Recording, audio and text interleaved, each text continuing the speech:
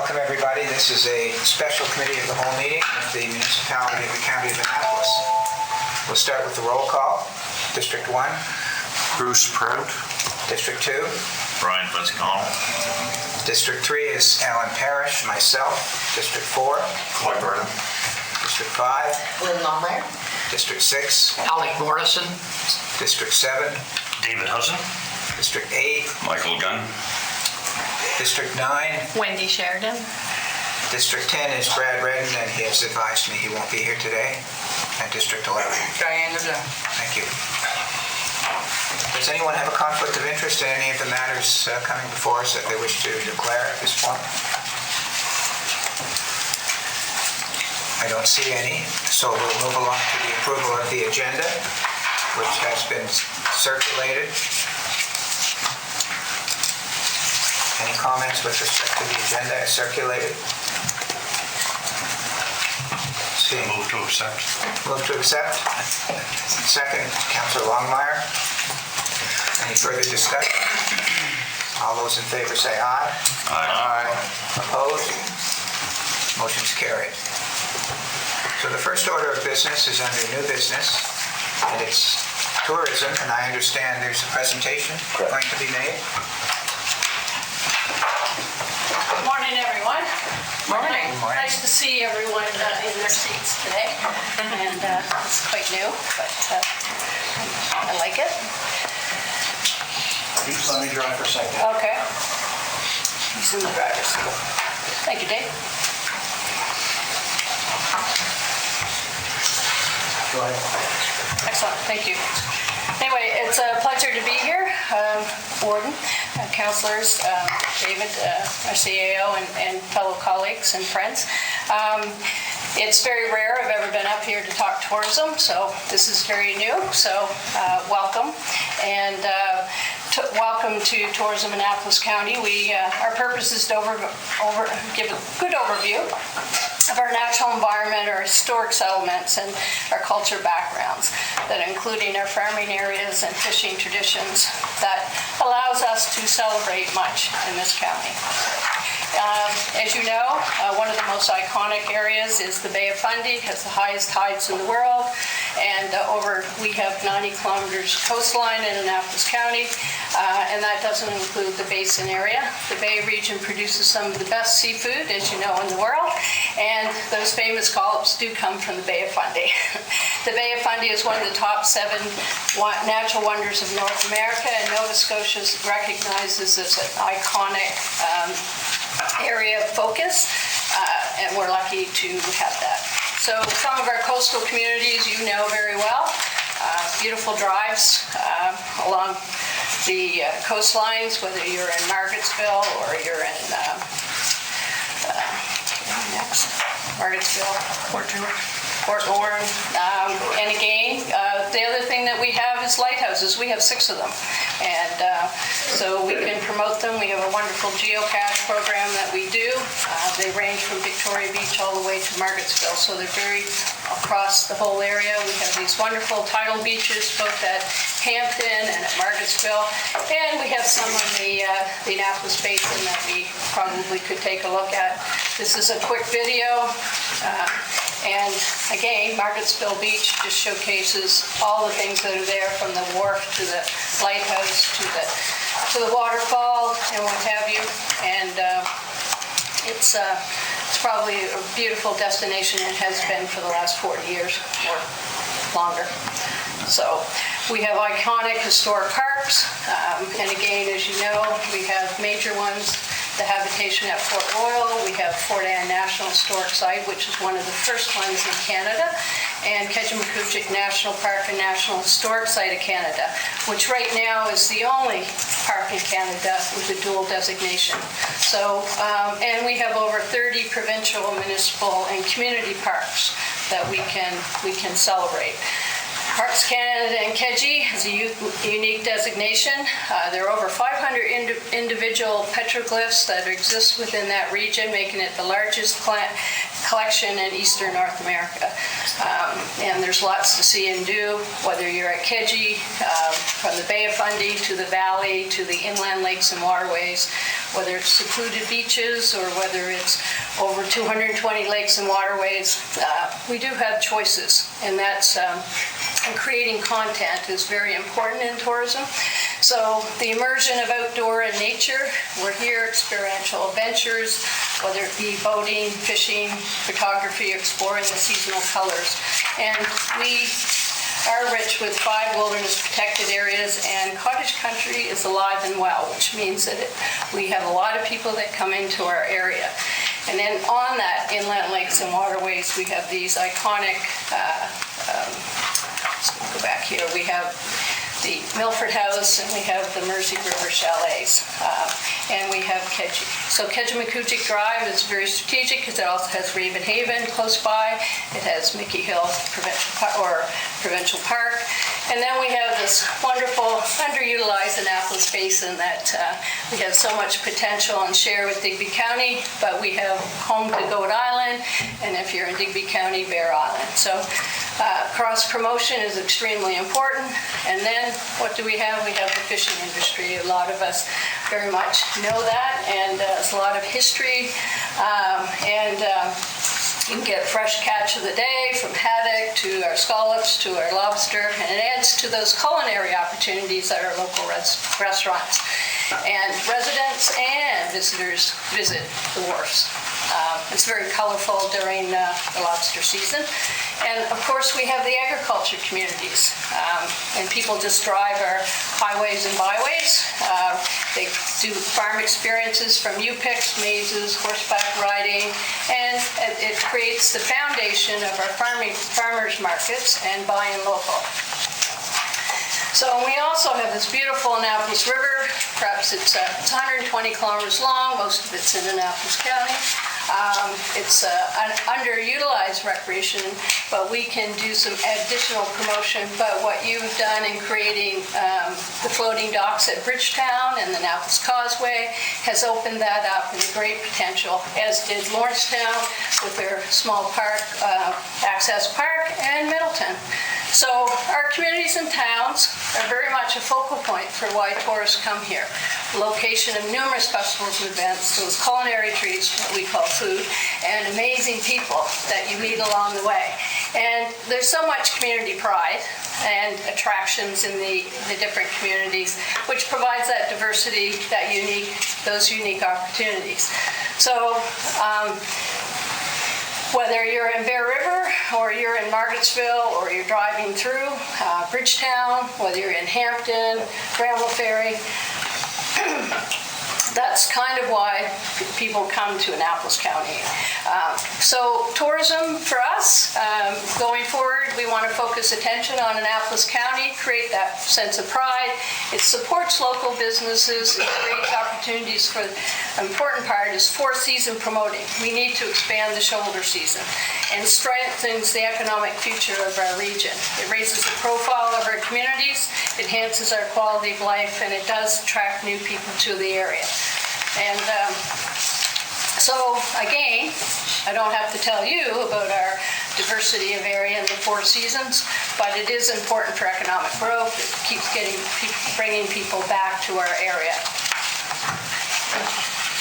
So how are we going to do this? Well, we're doing it through strategic partnerships and community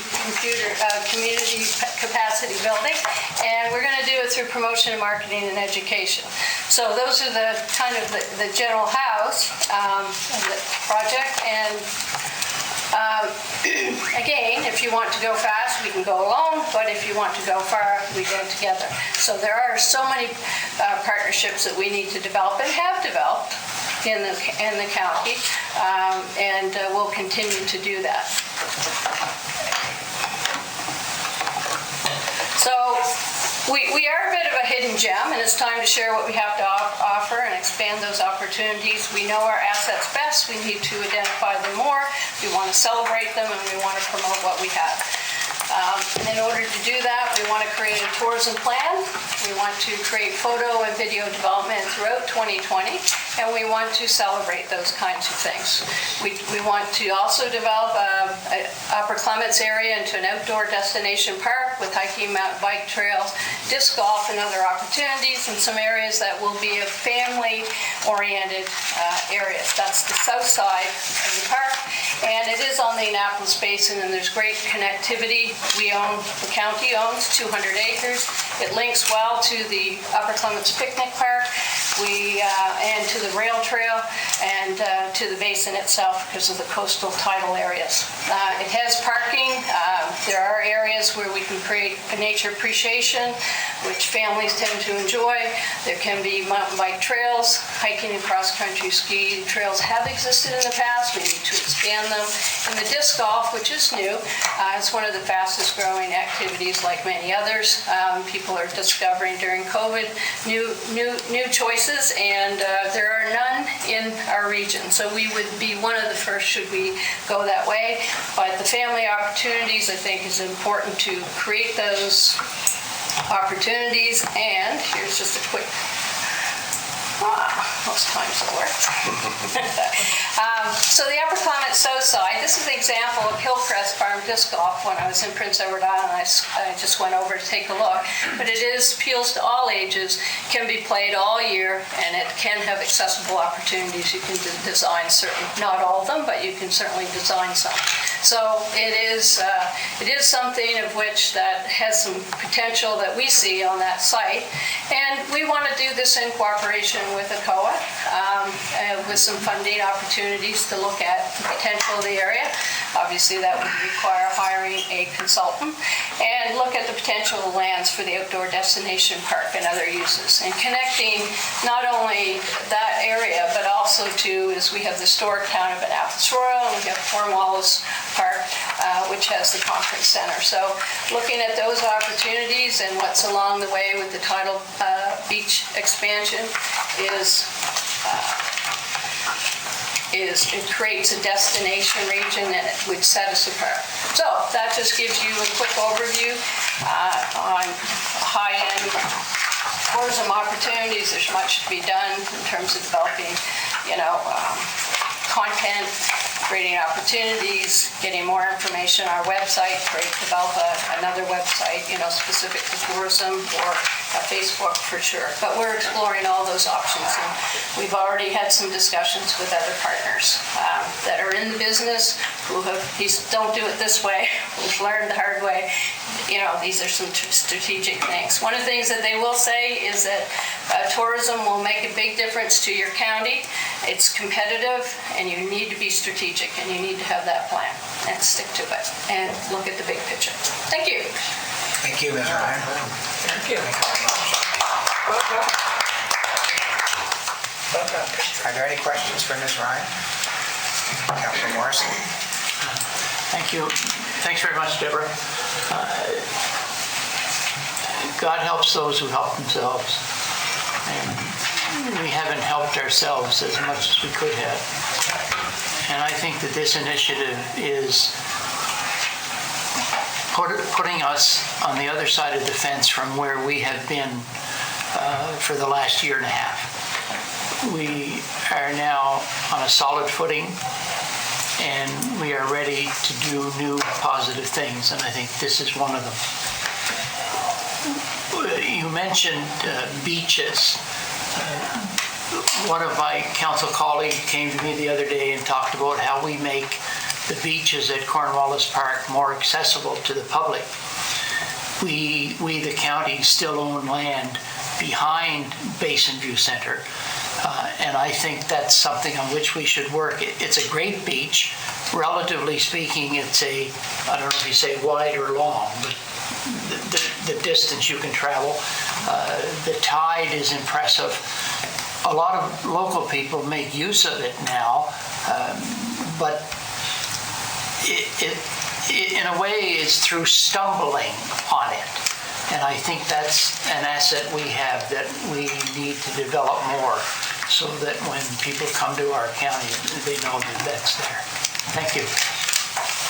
Thank you, Councilor Longmire. Thanks. Thank you, Deborah. Wow, my heart rate went through the roof. I get so excited when I hear the hope through all of what you have walked through putting this presentation together. I do agree with Councillor Morrison. There are hidden gems, and all along the way we do stumble and we do find things. You have just hit a great spot for my heart. I am applauding you and hopeful that the future is bright and that we can see some of this through. Thanks. Councillor Connell? Well, great job, but I'm still disappointed. We have a multi-use trail that comes right from one end of our county to the other that brings multiple income to small businesses through our county. One day, a good day, will bring $1,000 into our restaurant. And one day, because side-by-sides and four-wheelers and families, not individuals, families, kids on dirt bikes, we have to promote that multi-use trail as much as we promote any waterway or anything else.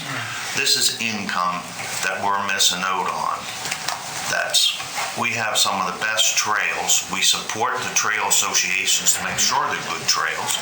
They're well groomed, they're well graded, the bushes are back, they do a marvelous job.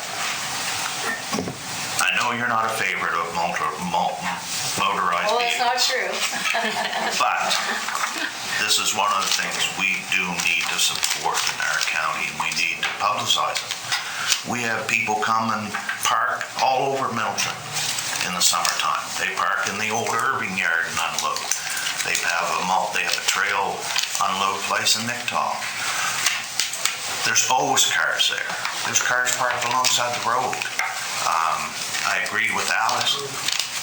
We have to make parking area. If we're going to encourage people to come here and see our assets and enjoy our assets, we have to make it reasonably nice for them to be able to park in a safe place, not alongside the road that their car could get sideswiped. Or we have to look at a picture of safety and make sure that things are there for the people that come to our county. The town of Middleton is a town, but it's still a part of our county, and it supports a lot of the local tourism that comes to our county. So I think we have to include the towns. You said cross-border.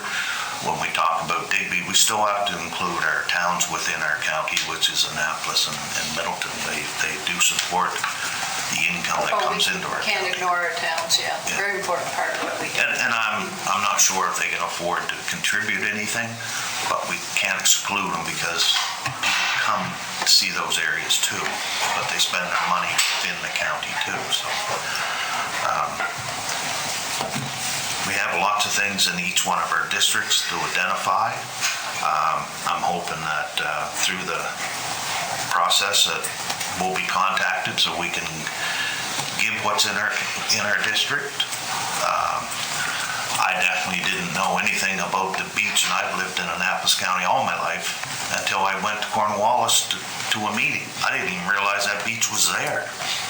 So I think that along with staff, I'm sure staff doesn't know everything that's within our districts. So I think that it would be nice that through the process we get the opportunity to express what we have in our districts that we think could be an asset to the county. Thank you. Thank you, Councillor Connell. Councillor Bartow? Thank you, Deborah. I think any good plan has to have a starting point, and this looks like you put a lot of effort into it.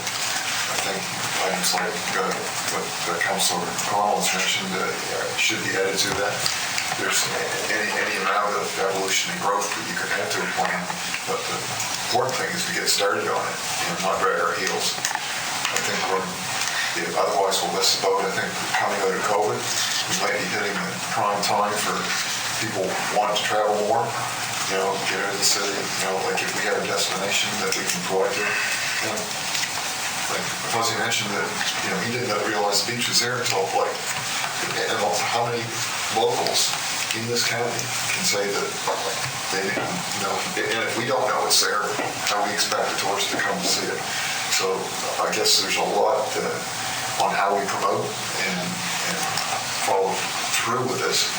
I think it's a great start, but we need to push forward immediately and get the ball rolling on it, because we're losing time. We're coming into a door season and pretty quick.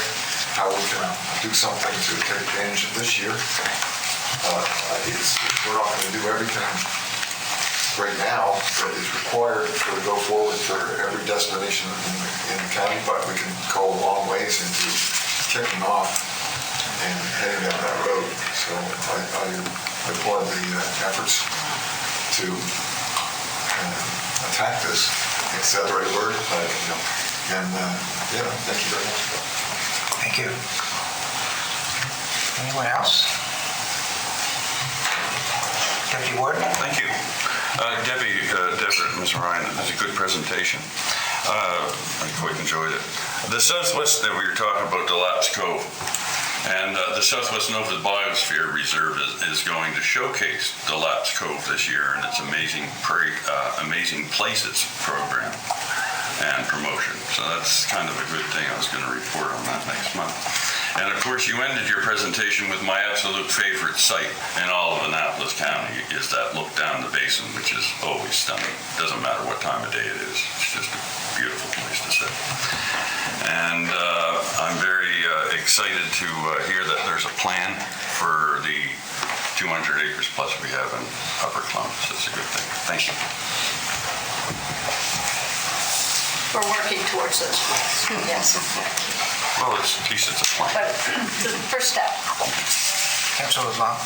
Thank you. Thank you, Deborah. We've talked about this, how much landscape and beauty and activity places we have for years, but nobody has realistically, for our county, put it up there for tourism. And I think this will be the perfect time to start. It could have started before, however, we're started now, so we're going to move on with it, and I think it's very nice to see. And I like the fact that you were talking about that golf disc thing, because I did notice that. And there's another one that, and I can't think about the name of it, but I'll get back to you with it. Okay. And because that's the first thing I thought about Upper Clements Park. Oh, that would be a pretty perfect place to have that, And so, excellent work. Thank you. On and just move on up. Keep going.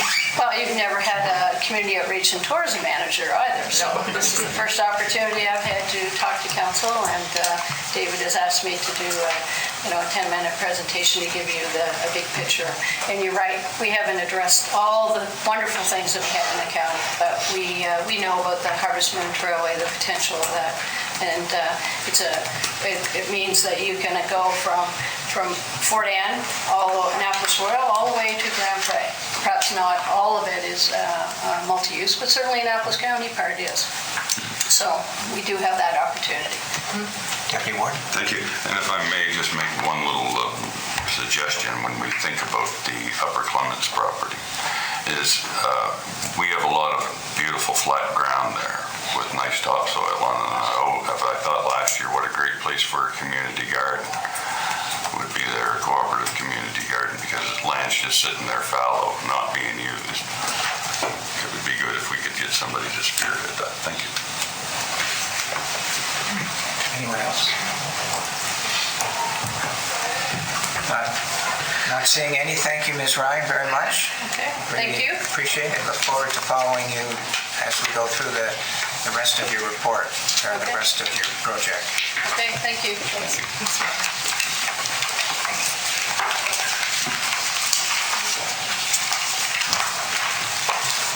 Next is the 2022-23 budget overview. And I believe Mr. Dick is going to lead the report.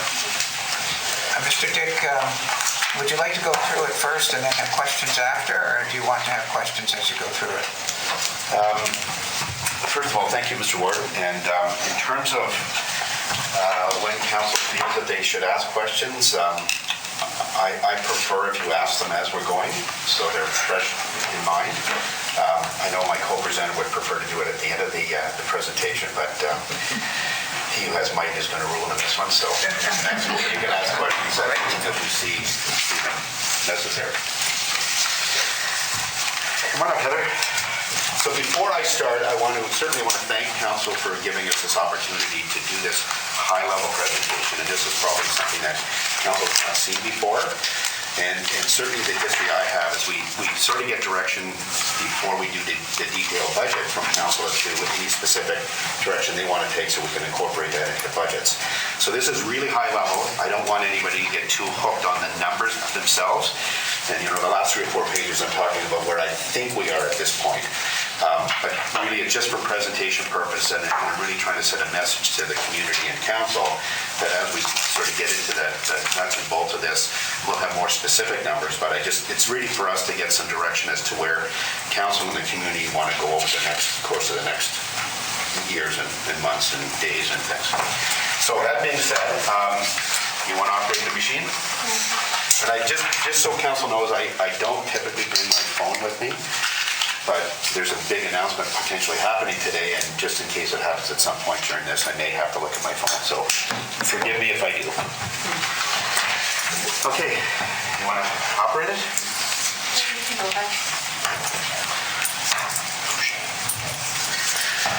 So budget discussions, and remember again that this is a 10,000-foot view, and a lot of this is education for Council and the community. So some of these things, if they are repetitive to Council, I apologize, but there are some people that probably don't understand some of the specifics. So that's one of the reasons that I want to do this. So first of all, I want to thank Council and staff for what they've gone through for the last 20 some odd months. We've seen some significant changes internally. I mean, certainly with the election of a number of councillors a few years ago, there's been a lot of staff changes. Certainly in the short time I've been here, we've had a lot of organizational changes, we've had some priority changes, and we've done all this while there's a pandemic going on. So I want to thank Council and I want to thank staff for everything that they've done over the last, I'm going to say 24 months, because these are really unusual times, and for us to continue to do the job that we're hired to do, and certainly in terms of corporate governance, we really haven't missed a beat. Certainly in terms of the effort that we give to the taxpayer, I mean, for the most part, we really haven't missed a beat. We're never going to have 100% satisfaction, but I think staff has done a really good job in managing that process. And as we're talking as a group, we're always talking about, is there a better way for us to deliver services? So we continually talk at executive group, at management meetings, and staff and I have discussions about other ways to do things differently and better. And that's one of the focuses I've had in terms of the short time I've been here. I really want staff to think about how do we change things for the better. Sometimes it costs more, sometimes it doesn't, sometimes it's just let's be more effective in how we deliver services. And the interesting thing is sometimes we do things and I ask why, and it's because we've always done it. And I'm trying to get council or staff away from that thought process. Just because we've done it for 184 years, it doesn't mean we have to continue to do it. And the better response is always, I want to change because we get no value out of this. And so there's a lot of things that we do and we spend a lot of time on that I'm trying to get focus to change and say, first of all, why do we do it? Does anybody get any value out of this? There's a lot of things that we don't get value out of, so why do we do it? We have limited time, we have limited resources, so it's time to make those changes. So from an important point of view, we've had a lot of legal issues that we've dealt with over the last X number of months. And I'm proud to say that most of those are behind us. We still have a couple of big ones, but most of those are behind us. And again, I want to thank staff and I want to thank Council. Just, I think back to the amount of time that we've spent discussing these issues, the amount of time, money that we've spent in dealing with these issues. Now that they're almost all gone, I mean, I'm looking at this as a real positive. It's a real good things that can happen now that we're not spending time and money in dealing with these legal issues. So that's, from my perspective, that's pretty positive. Next slide, please. So, I'll reiterate some of this. You were all elected back in October 2020 to do a job. And a lot of that had to do with some of the things that had happened in the previous council. For whatever reason, the mandate that this council was given was to make some changes. Those changes have happened. Now that we're beyond most of that, really what I think we need to do is start focusing on the future. let's start talking about a strategic plan. And I know we've discussed that a number of times, and you'll see that there's a number in here that if there's anything that I want council to approve today is money for a strategic plan. And a few minutes ago, we were talking about tourism. Well, part of that strategic plan is going to be talking about tourism initiatives, because we've never done that before that I'm aware of. And I think, when Councillor Connell talks about the trails, I use the trails probably as much as anybody, but I'm always on a bike. But sometimes I go on my bike and I find you can only get so far on the trail. And the trails, as Deborah has said, we get trails that go right through the county. And you get so far and I have to get off my bike and go around a tree and all that. So what I'm hoping when we do the strategic plan, we can focus on, let's do chunks at a time. Instead of spending a bit here and a bit here and a bit here, let's focus longer term. And if we want to open up that trail all the way from Digby to, the end of the county, let's do it in chunks. And spend the money to get the trails done, because as Councillor Connell said, there's a lot of economic development opportunities when people are using the trails, whether they're on a bike like me or if they're on a four-wheeler. I think those are things that we really need to focus on, and I'm really hoping when we do the strategic plan, that's something that the community buys into. That's what my goals would be. What's next, Heather? Okay, so I spoke briefly about the strategic plan, and certainly when we get to the bigger budget discussion, I'm a big believer in having the community involved. So I would want the community to, I'd love to do it in a bigger hall that the community could come and listen to budget presentations. But certainly if that's not available for, subject to where we are with the, the latest theory that's out, certainly I'm going to have access for the community to speak to us electronically. We're going to set up a blind email spot that people can ask us questions. And oftentimes I find when you get questions, they know things that we don't know. So maybe there's some information that we can generate internally from these emails, that we can generate some discussion with council about better ways maybe to spend the money. We want to focus on long-term objectives and concentrate on financial strategies going forward. We haven't had a chance to do that in the last couple of years because we've been focused on the now. I want to focus on the future. And all the history that's there, all the good things that we've done in terms of settling these lawsuits, that's the past. Yes, we will always talk about them, and I congratulate everybody for all the good work that we've done, but it's time to move on. It's time to start thinking about the future. And again, the strategic plan is going to help us focus on where we want to be in the next 5 years. And again, I want to thank staff for helping with this budget process, because as we speak through this, you're going to find really, and no disrespect to anybody, but the last couple of years' budgets really have been a disaster. And I will speak to a specific problem in terms of the payroll side of things that you're going to be shocked when you hear the numbers. But staff has done a really good job at helping put this forward. We're probably, 80%, 70% done this year's budget. So I'm hoping maybe after today we can set some dates to have our formal budget meetings. I prefer not to do it the way it was done in the past. I just think 3 7-hour days is painful for me, so it's got to be painful for council. So I'd like to maybe change that up a little bit, and I'm hoping when we have the higher level discussion, we won't need to get into the weeds. We can have the higher level governance policy sort of setting discussions at your level, and the specifics will be done by the staff. All right? Good morning, everyone. Good morning. I'm not a public speaker, so be gracious. You are now. Step one. Yeah. So this isn't just a summary of what we'll be talking about when we move the slides moving forward. So a summary of our operations, our reserve accounts, property assessment discussion, some of the revenue sources, the major sources of revenue that we receive, the staffing complement that David had mentioned previously, an overview of our planned capital, the financial indicators and the impact of the revenue and expenditures, and the changes that will be impacted on some of the decisions that we have moving forward. Here you'll see an overview of our annual operations. So the revenues, expenses, and surpluses, of which you'll see we had 3 consecutive fiscal periods where we had deficits. Considering that, we came back in 2021 with a surplus, which is quite a feat in itself, considering that we were in the middle of a pandemic and we had to switch gears and make some changes. And we had some significant legal matters that were being dealt with at the time. And again, that's exceptional for us to recover from that the way that we did. Reserve accounts, as you can see, we have a significant amount of funds in our letter of intent. Those monies are being looked at being used for the Queen Street redevelopment in Bridgetown. That will be a significant project for this municipality with a huge expenditure attached with it. Some of the reserves are low. Water reserves, those are, to some they may think that there's a fair amount of money in there, but with water utilities, one disaster can take all of that away if we're not planning properly and being fiscally responsible. You can recall last year when we had the Granville Ferry water tower issue, that was a significant impact. That was over $220,000 to the water utility.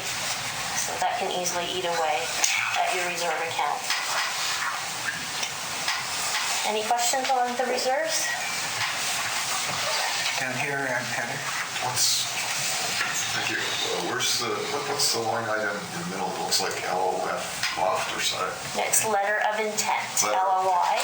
Yeah, it's an abbreviation that we use for our reserves. So that's to be used specifically for Bridgetown. Yeah. That was the money, the balance of the money that was left on the dissolution. Okay. And if you'll recall, we did not receive the 5th year's installment until, I'm not sure if we've actually received it yet, but we at least got confirmation that we're going to get the 2019 installment this year. So that amount includes that? I don't know. Does that include that number? I think it does. I think we set it up as a receivable, yes. Councillor Connell? Yeah. So, are we gonna work toward, isn't Bridgetown water and sewer separate from our other identities? It is. So are we gonna work toward, with the URB, to combine them to have one water supply in the county, or one? That would be the goal, and that's something they'll probably bring forward, not for this current budget, we wouldn't have time to do it, but certainly for future budgets. That's something that I would like council to consider. Certainly UARB might even mandate it for us to do it. The difficulty is that we have different billing systems for Bridgetown relative to the county, and trying to manage that process. So that'll be the biggest issue, is because they're billed based on, one of them is based on consumption, one of them's based on, I'm not sure how the other rate is, but it'll be a change for one group of those users. But that's what the plan is to do that, have one utility. Currently, the county has sewer being based on the sewer bylaw, and it's not based on consumption, water in, water out, such as the Bridgetown utility. So there'll be some things for consideration as we move forward before those final decisions are taken to the UARB. Councillor Sheridan? I'm just confirming, I think it's under the capital reserve, I think it's $1,165,000. It's not a different number than one, is it? No, it is one. I'm not sorry, it was up higher, but it is the one. Yeah, okay. It's right on the line. Right. Yeah. Yeah, good point. Thank you. Go ahead, Heather. Okay, so reserves is something I've always taken a real active interest in, and even though the numbers that you just saw would suggest that our reserves are okay, Heather will speak to them later, and they're probably lower than what the province wants. And there are no specific guidelines in terms of reserves and reserve funds. It's really up to respective councils, and I've always had a rule of thumb that it should be a percentage of your total operating expenditures. Some communities I've worked in, I remember when I was a young auditor way back in the day, the municipality that I was working on had 48 or 49 reserves. And of course, they never managed them anyway. So one of the recommendations I made as an auditor is combine them into one or two or three. You don't need millions of them. Where we look at differences is you can have operating reserves that theoretically could be used for anything, and then you have capital reserves that are really only supposed to be used for capital. There's also something called reserve funds, and reserve funds really have to be matched by cash. So you've always got the money sitting aside for a project if that's what you want it for, whereas reserves could be offset with cash, or it could be receivables or something else. But I'm a big believer in reserves, setting up reserves for things that will happen in the future. And typically you look at, if we're going to fund capital projects in the future, you might start wanting to set money aside today so you can afford that rather than going through debt. Then you get into the big discussion, and let's just say, not that we're going to do this, but let's just say we wanted to build a pool. And then the question becomes, who pays for that pool? Is it this generation, or is it the generation that's going to use it? And if council makes the decision it's going to be the generation that's going to use it, then you use debt and let future generations pay for it. If we're going to get more use of it, then you might want to finance it differently. So reserves are just a way to help finance some of these projects. And I also believe that reserves, we should be thinking about reserves for things that occur regularly. And I can think of a couple of examples in elections, for example. There's one that happens every 4 years. And an election, I don't know what the elections cost this year, but let's just say it's $100,000 a year every 4 years. Well, what we should be doing is financing $25,000 a year for 4 years. So there isn't a big hit in year 4 to the taxpayer. Similarly, I believe that maybe we should have a winter maintenance reserve, because every 5 or 6 years, history is telling us we're going to have a year like we had this year. So last year, it didn't cost us anything to remove snow. This year, it's going to cost us a lot. So this is an expenditure that could throw us off balance. So I might be making a proposal to council. Maybe we should be setting up reserves for those kind of one-off things. So it's just, I'm a big believer in reserves because it does give you some financial strength to do things that you might not otherwise be able to do, and it also gives you some debt rating when you go to the Ministry of Finance to ask for financing for debt projects. They look at your ability to repay it, and if you have a good reserve position, chances are they might be more amenable to giving you financing for a particular project. So it's really important. It talks about the financial strength of a community. And, if you think back to some instances in previous years where reserves haven't been that strong, things that you might want to do, you might not be able to because you don't have the reserve position to do it. I think that's pretty much both this and the next slide. Maybe I could just talk about reserves and reserve funds. These are the main things. Facilitate long-term financial planning, smooth tax rates, plan for the impact and financing of major capital projects, which you spoke to, absorb the cost of one-time expenditures and fund unknown future obligations. And the other thing I will emphasize is that deficits, if you have a deficit, theoretically we're not allowed to have deficits. So if there is a deficit in a given year, it has to be financed either through the next year's taxation or through reserves. So, we're lucky that we don't have a projected deficit for the 2021 year or the 21-22 year, but we did have 3 consecutive years of deficits that were financed out of reserves. If you didn't have adequate reserves, the tax rate would have to go up to accommodate that. And those are municipal regulations set by the province.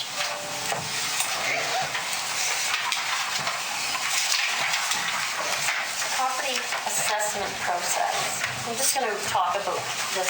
This is for public view. I know most of you know all this stuff, but it's important that people understand how assessment works and how it ties into our tax rates. So the tax rate or the mill rate is based on assessment values and the net requirement of our expenditures and other sources of revenue, such as our deed transfer tax, our equalization grants that we receive, some of the permit fines and license fees that we collect. All those things help reduce the requirement. In order for PBSC to do their role, they collect and review a significant amount of data based on sales transactions and market conditions. Market conditions play a big factor in how they view assessment value. So there's economic variances as well as market conditions, and those things will all be reviewed. So property taxes are determined by the municipality based on the assessed value. The net requirement based on the acceptable expenditure levels. So that's where we come into play. PBSC will determine those market values, and the municipalities use that to calculate the property tax rate that you see today on your bill. The 2022 assessments will be based on market conditions as of January 1st, 2021. So they're based on the previous year's markets.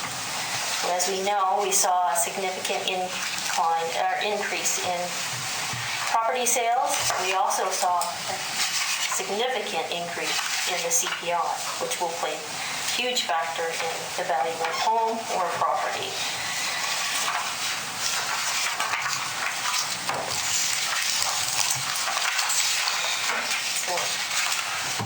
PBSC is mandated underneath the Nova Scotia Assessment Act in how they carry out and assess property at the market value. Market value is a probable price that is reached between the buyer and the seller on an open market.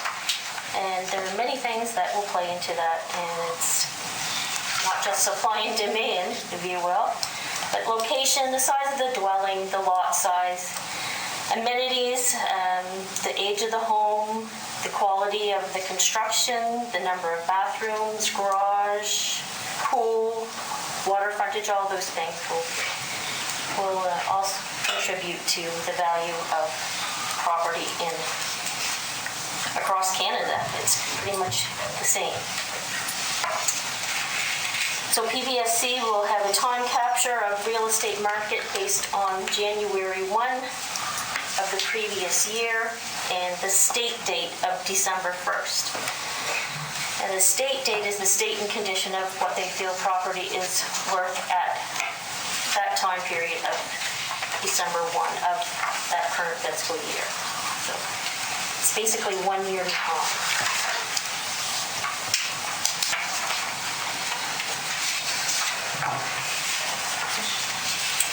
The effective date of the value, which I just discussed, known as the base date. And well within the third wave of the global pandemic, the state date or the condition of the property, again, is December 1. So for people that are looking at their assessment that they received in January, it will be based over the previous 12 months in the state of the condition of property at December 1st. They discount hotels by 25%, and some people feel that's not enough. Depends on the type of hospitality properties. There are several successes in other provinces where similar discounts were allowed due to COVID, yet we are still able to achieve an additional savings. So regardless of the value change over the previous year, variables will contribute to the market factors and the physical conditions of property. It could have had storm damage on your property that hasn't been corrected, any number of things, and that can reduce the value. If there's any issues with assessments, we always encourage property owners to bring them to the attention of the PBSC at the time they receive their notice. So when those notices go out in January, it's very important that people look at them at the time. If they have an issue in the value of their home, they're going to see the value of their home will be reflected in their tax billing. So waiting until they receive their bill in June isn't necessarily the right means of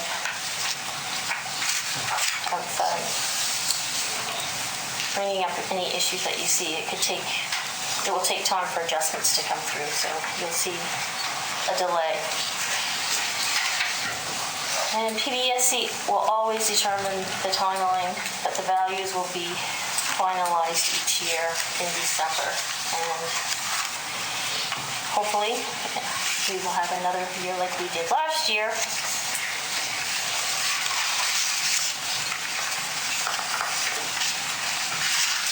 there's some statistical data here based on the CAP assessment, and the CAP assessment is available to qualifying residential properties. It's not available to commercial property.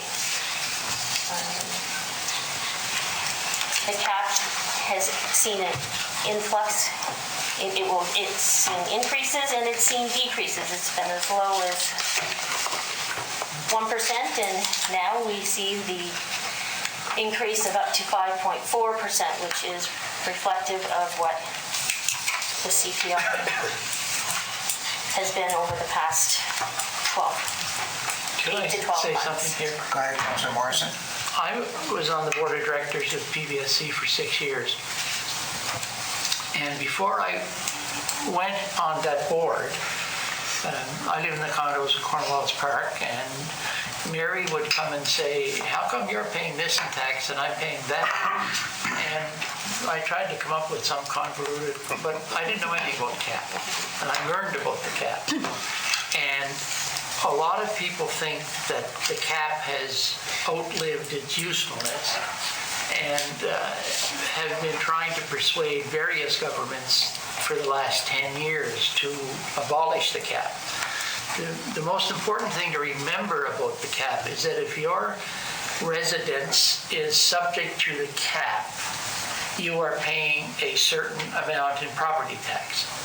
When you sell your property or you buy a property from somebody else, that tax is going to really go high. And a lot of people don't understand that, because when they buy a house, they say to the homeowner, how much did you pay in property tax last year? And it might be $900. So they say, oh, good, $900. They buy the house and their property tax is $1,400, and they don't quite understand why. And the CAP has been contentious for some people for a long period. Thank you. Well, with that, I know that real estate agents will note when a property is capped. I certainly can attest to what happens when people call our office, if it's a real estate agent or lawyer.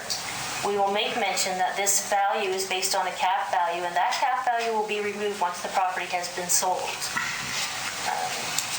So the cap has initially been instated, I think, to try to protect homeowners from the significant increases in what we're seeing right now. So we went from 0.3% up to 5.4%. That's a significant increase. That will be that will have a huge impact on low-income families and seniors. But if the cap had not been in place, the increase would be much higher. It would be much higher. So it has its advantages, and I do know that some feel it has a significant disadvantage. But it's trying to keep an even playing field in fairness, for all levels of income for homeowners, which is another discussion for another time. I know there's some thought being given to the income approach.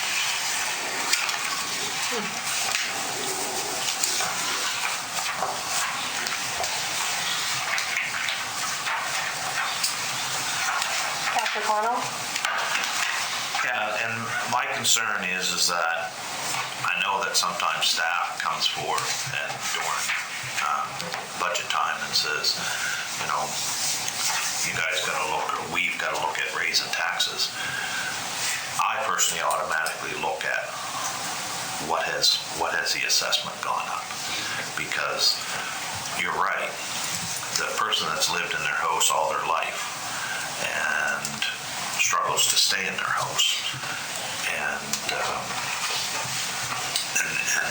people move to the area, and that's what we're finding is that there haven't been wars against even what people feel their house is worth. They're still having bidding wars and getting sometimes twice as much as what they put it on the market for, or at times the gain. You know, so I have a hard time really thinking about putting our property taxes up when assessment goes up in that 5.4%. You know, we have to have a reality check on what our citizens can afford and what's out there. So definitely it gives us more income, I think, without having to raise taxes. When we see the assessment go that high, so I think we have to keep that in account. We have a couple of factors that will bring positive impact to council's decision on our tax rate. Yes, we've seen increase in assessment values. We've also seen an increase in new builds over the past couple of years. Those are great, but we also have to keep in mind at the back of our mind that the same rate of increase, the cost of living, has changed how we will be operating in the future. Everything that we've gotten potential quotes on from last year, any of those projects, and we'll talk about them going forward, those values that we were estimated at are no longer valid. They're going to be inflated by at least 5% at least. So there's ups and downs, and there's a lot of things to look at when considering property tax. And it's not just the assessment value. There will be other factors that will play into the decision. So that will be discussed going forward.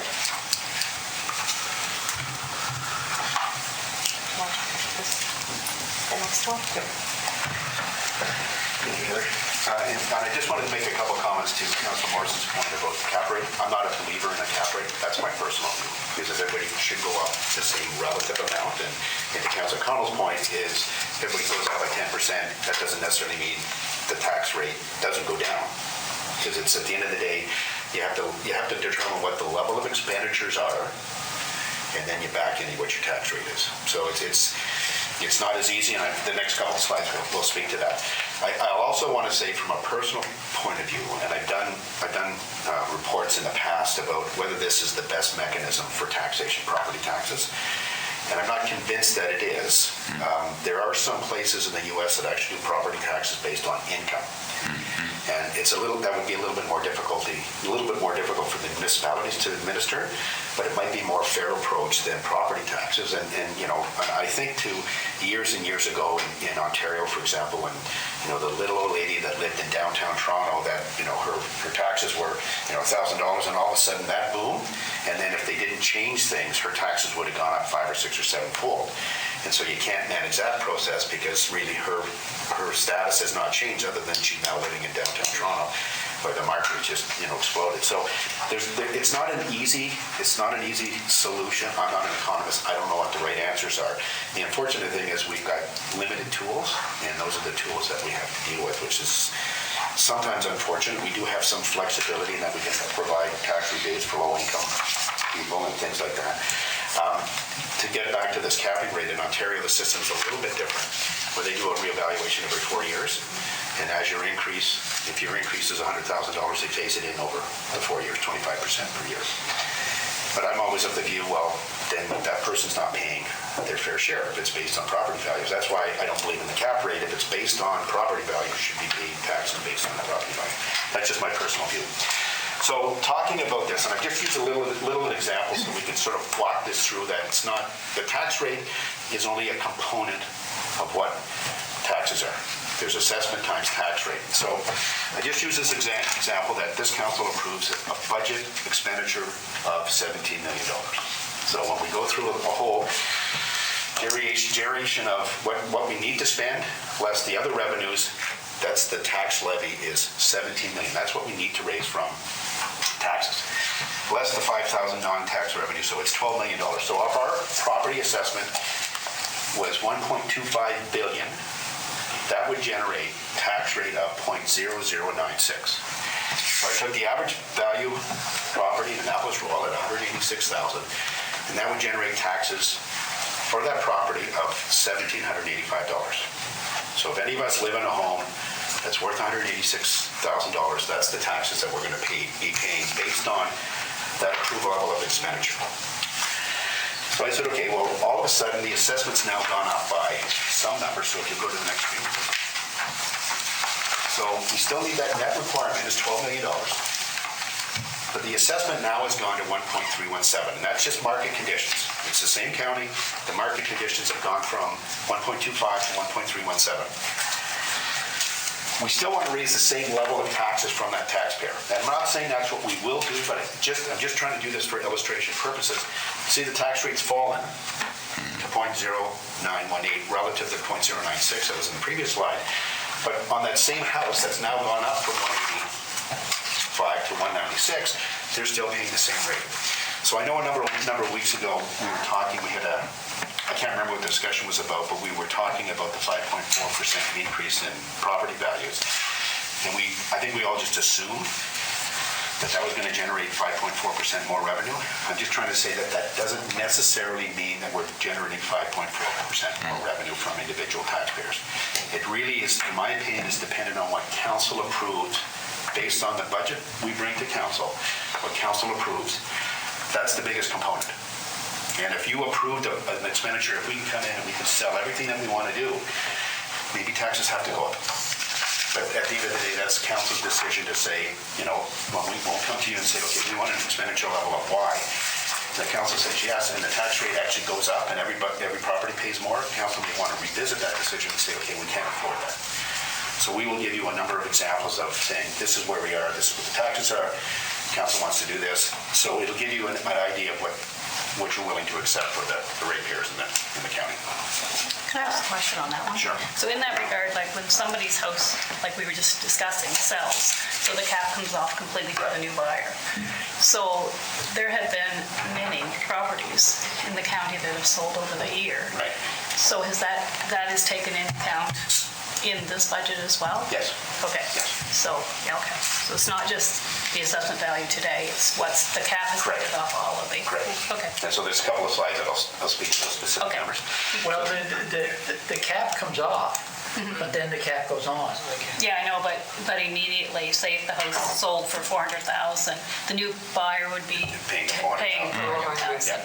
Yeah, that person isn't subject to the cap. Right. They will be in future In the years, future but not that year, particular year. yes. So that's why this is a really good year for everybody in the province, because everybody's, look at the number there.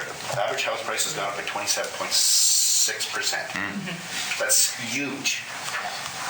And then the theory would be if our expenditure levels don't change, then the tax rate would go down by the same thing. I think that's really the message that I'm trying to present here. Okay, what's next? So I also want to talk about, we do have these in our own head tax rates, and we always talk about tax rates, and I can give you my personal experience way back when I was a young man that had a full head of hair. The city of Cornwall, where I lived, was always advertised by the Toronto Star. Every year they would go out and figure out what the tax rates were for all these big cities across the province. And the city of Cornwall was always the highest tax rate. Always the highest tax rate. And I was not working for a municipality, I was in public accounting at the time, but I was the treasurer of the chamber. So the chamber was always beating up the city because the tax rate was too high.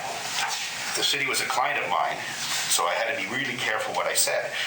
So we did a study when I was in Cornwall when I started, so shortly thereafter we did a study and recognized that the tax rate might have been at the high level, but the assessed value of all the properties were at the low level. So then I always say it's A times B equals C. C is the important number. The rest of them don't really mean anything. So I'm trying to show that with this slide. That we look at, I just use three comparators. The average house in Kings is 163. The average house in Digby is 104, and the average price here is 130. It could be the exact same home, and one would think that the level of expenditure should be the same, so the tax rate should be lower in King than it is here, and we should be higher than Digby. I'm not sure if that's the case, but again, I'm trying to get people to focus on the bigger number as opposed to the individual numbers. Tax rates, in my opinion, really mean nothing. It's A times B equals C, A being assessment, B being the rate, and it's the levy that's the important thing, what you're raising from individual homes. The other important thing from my perspective is the burden. And the burden is what you're paying for the services that we're providing. So that's your tax rate, your water, wastewater. That's important, and I always like to look at it relative to income. What's the affordability of us paying for those services? And we don't do that calculation in Nova Scotia. At least I don't think it's done. That was another thing that we did when I was doing the study in Ontario, was they actually figured out what the burden was. And to me, that's more important because that's what we're paying. I don't care if it's a tax bill or a sewer bill or a water bill. I want to know what this total bill that I'm paying for the services that my municipality is providing. So I like to look at burden. I don't know if I can give burden numbers here because some people have sewer, some people have water, some people have both, some don't have. And, some people have full-time fire departments, some have volunteer fire departments. So it's really, really difficult. I'll do this, I'll show comparisons, but it's difficult because you don't know the service levels that are being provided by all the municipalities. So I think what you want to do is really focus on what we do. You can always compare to what other communities do. They may, they may have golf courses, they may have disc golf courses, so there should be an extra cost. They may have marinas. So it's really a difficult exercise to try to compare County A versus County B versus County C. We all do it. But there's always things there that we don't always know, so it's really, it's the old apples and oranges comparison. So I will do it. You'll probably see it in the presentation we do it at the end of the month. I'll make comparisons, but may or may not mean anything. We'd like to see that, but okay. The other thing that some other counties have more user fees than others, and area rates are different amongst counties as well for different services. And the commercial makeup and the industrial makeup are significantly different in our community. So it's difficult to make those straight-on comparisons, but we all do. Okay, so I want to talk just about the assessment issues here. So the assessment for the current year, for the 22-23 year, on the residential side has gone from 1.14 million to 1.238 million. Commercial has gone up about 3 million. And the resource industry has gone up about 8. So overall, we're looking at a $105 million increase in assessment year over year. Important, because of course that's going to generate some level of new revenue depending what we want our tax rate to be. Go to the next one. But there's no guarantee that the next year will be the same. There's no guarantee, agreed. That's why sometimes you worry about, you reduce the tax rate and you have to jump it up next year, but those are longer term decisions. So if we kept the same tax rate year over year, given that level of assessment increase, we will generate $1.1 million more revenue, which is almost 10% of our total revenue, if you think about it. I think it's like 8%. So it is significant. So again, I'm just saying, it doesn't necessarily mean we're going to generate 1.1, unless there's 1.1 more of expenditures, but that's a positive piece of information. So if you are interested in lowering your tax rate, there's an availability to lower your tax rate just because of that. Next one, please. So here's just some stuff I pulled out some of the property information that we got. 64 brand new dwelling units. So this is always important to me. That's new revenue. So, there's new revenue. Do you want to do something specific with that new revenue? So if we wanted to talk about reserves, would we say all new revenue every year goes into a specific reserve for specific purposes? Maybe that's a decision we make down the road. So in this particular case, the new assessment is $19 million, generates $194,000 of brand new revenue that we've never had before. So that's new revenue. That's everything else being equal. If all the expenses stay equal, you've got $194,000 new income this year, which is, in my opinion, is important. But that 194 doesn't include the de-transfer tax, eh? No, this is just strictly taxation. I have a question, David. Sure. The 64 new dwelling units, was that in the calendar year 2021? That could have been 2020 and 2021. It just takes time until they're assessed by property value. So I suspect most of them are this year, yes. 2021? Yes. But the assessment that we got in January of 2022 was based on January 1, 2021, right? Right. So the new dwelling units after January 1, 2021 wouldn't go into the new assessment figures. Shelley, would they be included in the new development? I'm not sure how it works in here. In Ontario, you get supplemental assessments 4 times a year, so they would be, but I don't know how the process works here. As of December 1, it's cut off, so there was 50% of the development done. It would be realized At 50%. in the next fiscal year. Yeah. Okay, thank you. Thank you. Good question. Okay.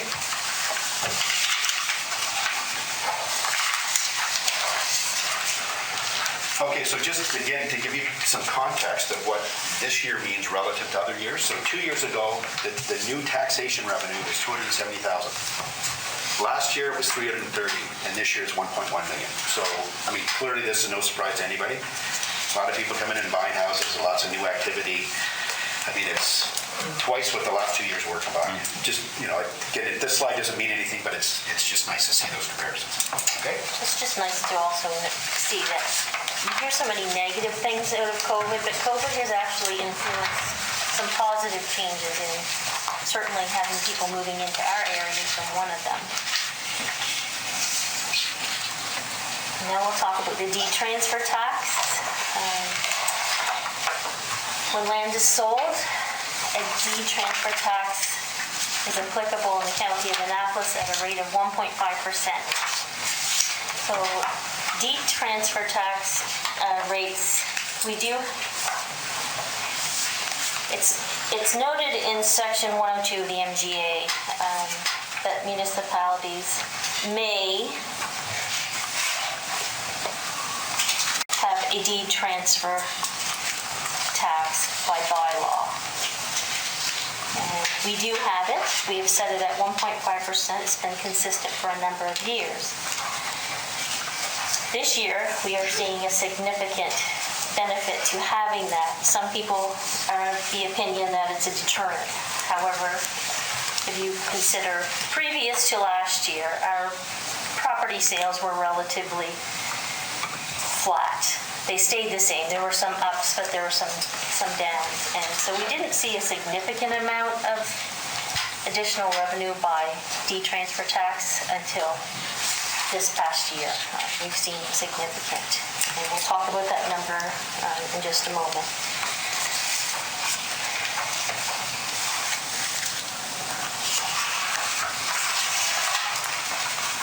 So here we're showing the levels of revenue generated just through D-transfer tax over the past consecutive four and what the projection for this coming fiscal period will be. And in 21-22, the projection is 2.8, and currently we have 2.6 that we have received in D-transfer tax without the month of March. So that number is likely quite achievable for us. So that's 12% of revenue coming from the D-transfer tax. The important thing to my mind with the D-transfer tax is if we did not have a D-transfer tax or we had a lower rate, we would have to increase our tax rate to make up for that. Good point, yeah. It's helped keep it stabilized over the past few years. Councillor Connell? Yes, when the D-transfer tax was brought in, at the time, the council that was sitting here, we actually, some of us thought that all the D-transfer tax should be putting into a reserve, because at that time we said we had arenas that are going to have to be rebuilt. We got major infrastructure in our county that's going to have to be rebuilt. And at the time, Alex is correct. If we would have done that, then our tax rate would have had to keep going up. So what happened was that there was a balance that we put so much a year into our reserve for use, and I think the first year we put 50,000 a year in there for a while, and now I think it's 25,000. But if we would have put that all into a reserve, which that was good thinking at the time because we were trying to look forward, but the tax rate would have definitely gone up. So it has, I can see where it has balanced. The fact is that our tax rate has helped that. So. Well, the economy has played a factor in that. We've seen rises and falls in the economy and just in Annapolis County over the last 20 years. So you're trying to be sensitive to those factors where we don't have as many people employed at the middle class, if you will, income levels. They were falling down into either seasonal or low income. So again, you use your best judgment to try to stabilize a rate that the majority of your residents can afford and still provide the services that they need. It's a balance. Councillor Hudson? Yes, just my own clarification here. Just looking at this chart, would I understand this correctly that we're going to get $1 million less in 2022-23 over 2021-22? That's what we're projecting. Yeah, no, I know, I realize that. Okay. Councillor LeBlanc, did you have a question? Yes, I did. What I was thinking was, it was mentioned that a percentage of this detransfer tax was placed into reserve. Is it still the same? Or are we doing it differently in the last couple of years? Or are we going to be doing it differently for this year? I guess my question is kind of vague, but I don't know where has the transfer tax gone in the last 10 years? And is it a percentage or is it an actual fixed number or what? I think currently the only policy that council has for specific reserve is for recreation and culture, where you have a policy that requests that $55,000 go into the reserve each year. I don't think there's currently a policy that states X amount, say 10% or what have you. That's a decision of council. So there's never been a motion of what percentage goes where at any time? Not in recent times. I see Nancy shaking her head, so it may have been there before, but not at this point. Okay. But if I may, I'll just interject here in terms of the comments about having a detransfer tax and whether you want to have it at 1.5 or 0. And I'm a strong believer in it, and I hate going back to Ontario all the time, but in Ontario, where I've lived, they've never had detransfer tax, but they do have something called development charges. And development charges are really to new builds, but it goes towards future growth. So when we were talking about arenas being renovated and things, that's where the money goes, so they go in reserves. And when I was in Brockville, they forgave it for 5 years. They had a 5-year holiday on development charges, and that was when Walmart came. And in Walmart's plan, because every place Walmart goes, they pay development charges. So whatever the number was, 250,000, they'd already built into their plan to build in Brockville, and they were going to give the city $250,000 bucks. And the city had a freeze on it, so the city just lost out $250, and Walmart got richer. And so it's an interesting dynamic, and so I had thought of putting some in. I think that's probably something we should be thinking about. And I also remember when I worked in Richmond Hill, very rich community, and I remember the first year I was looking at their budget, and they had a recreation project in year 2015, and it was like 40 million, and then they had another one in 2018 at 60 million. And I'm saying, oh my God, how the heck do they afford this?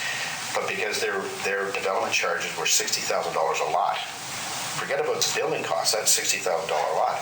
They had millions and millions and millions set aside for future growth that it wasn't going to cost the taxpayer. So I hadn't even thought of that as a potential for future capital expenditures growth related, but maybe that's something we consider at the end of the month.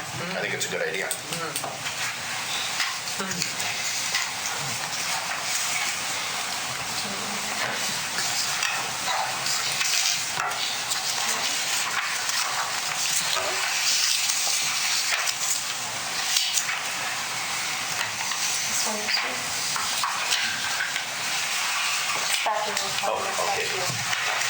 So I just want to talk about staffing requirements, and I'm going to segue into the budget process. So if you look at these numbers, year over year, we're looking at just a small increase in staff complement. And that's really going from 48.2 to 49 full-time. We built 49 people in our budget this year. And when you look at our summary of the last 3 or 4 pages, you see a significant increase in wages year over year. I'm hoping I'm that 0.8 guy, because it's like 300,000. I just want to tell council that it's not somebody making for 0.8 a day getting $300,000 salary, because we haven't budgeted for salaries properly in the past. And if you recall, when we did the budget variance last July or August, whenever it was, and we talked about there being a over expenditure on the wage side, And for the life of me, it never made sense. Why? Because I was saying, okay, well, Steve isn't here and Greg is not here, and yes, we've done a few things, but I would have thought that just year over year, we would have had a salary savings because we hadn't replaced all the people. But no, we were projecting a deficit on wages. For the life of me, I couldn't understand why. And so I've been trying to figure this out going back 2 or 3 and 4 years. And so Heather and Kate pointed it out yesterday.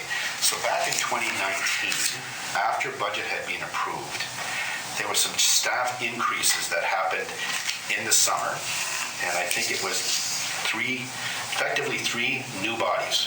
I know there was some change in who those personnel were, but there were 3 new bodies. And as I understand it, there was also a collective agreement that was signed that had salary increases for the unionized people. So we've got 3 new bodies and collective agreement that was signed, and has not been reflected in the budget since.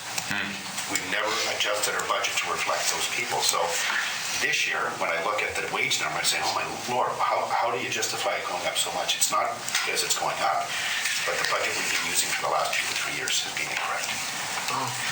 So I just want to point that out, and it's been difficult for me to try to get that sense in my head. How do you do that? But, and again, I'm not trying to be disrespectful to anybody, but we didn't do a good job at some of the budget, maybe most of the budget in the last 2 or 3 years. Councilor Morrison? I'm not concerned per se about how many staff we have.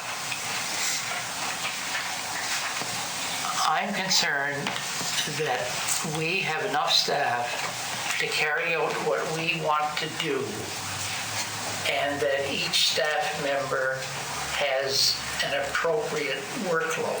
Agreed. And, people can say, listen, we only have 5 people, but look what we've done.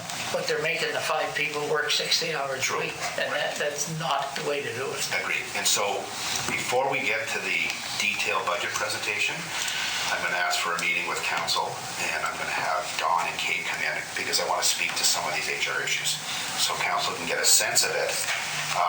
And then when we get to the budget discussion, you'll understand some of the things that we're talking about in the budget, and then the community will get a sense of that too.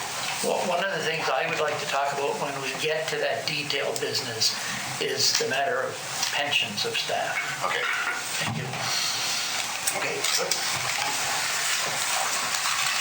Okay, moving on to capital long-term planning. So each year we have a 5-year capital forecast of projects that we feel are priority to be completed in the coming 4 to 5 years. And those are reviewed and approved by council each year. The idea moving forward is future capital budgets will be brought forward presentation in the early fall to early winter. And this just allows council a better opportunity to look at their strategic plan and ensure that any of those needs are met within the plan that we have forecasted for the coming 5 years. And it will also give staff a better time frame to develop their RFPs or tenders and get them out to the public, and the public having a better time frame in response. Because if you're trying to respond to a tender in the middle of April or May, Councillor Connell can attest to this, you're full well into operating and moving forward in the plans that you've made on the previous year, and you may think, oh, I have too much on my plate, I'm not going to bid on this. And things happen and you don't bid, you have a shortfall, and then you miss out on a great opportunity, which could have the municipality miss out on a great opportunity as well. So here I'm laying out some of the larger projects that we feel that we'll be bringing forward that should be thought as high-level priority. And the continuing of replacing the structural steel down at the Cornwallis wastewater plant. This has a huge safety impact for those plant operators that are there. I saw it a few years ago when I did a workplace inspection, and it concerned me. That structural steel needs to be replaced, and it's for the safety of staff that are operating those plants. It's a danger. It's a huge undertaking. As you know, it's been done in 2 phases. Phase 1 is near its completion, and they're looking to move on to phase 2. There's several components that contribute to that steel structure. It's not just the structure itself, but there's a lot of electrical components within that. So it is a huge project, and they need to move along simultaneously. The clarifier is another issue in the Cornwallis wastewater treatment, and we've had several major repairs to that during the operating year. And basically, those are Band-Aid fixes that we've had to do to get us through to the major repair that needs to take place down there. The UV redesign install, that was started in 21-22 budget, but it will be carried forward. It's another huge project, but it will save the ratepayers money in the long run.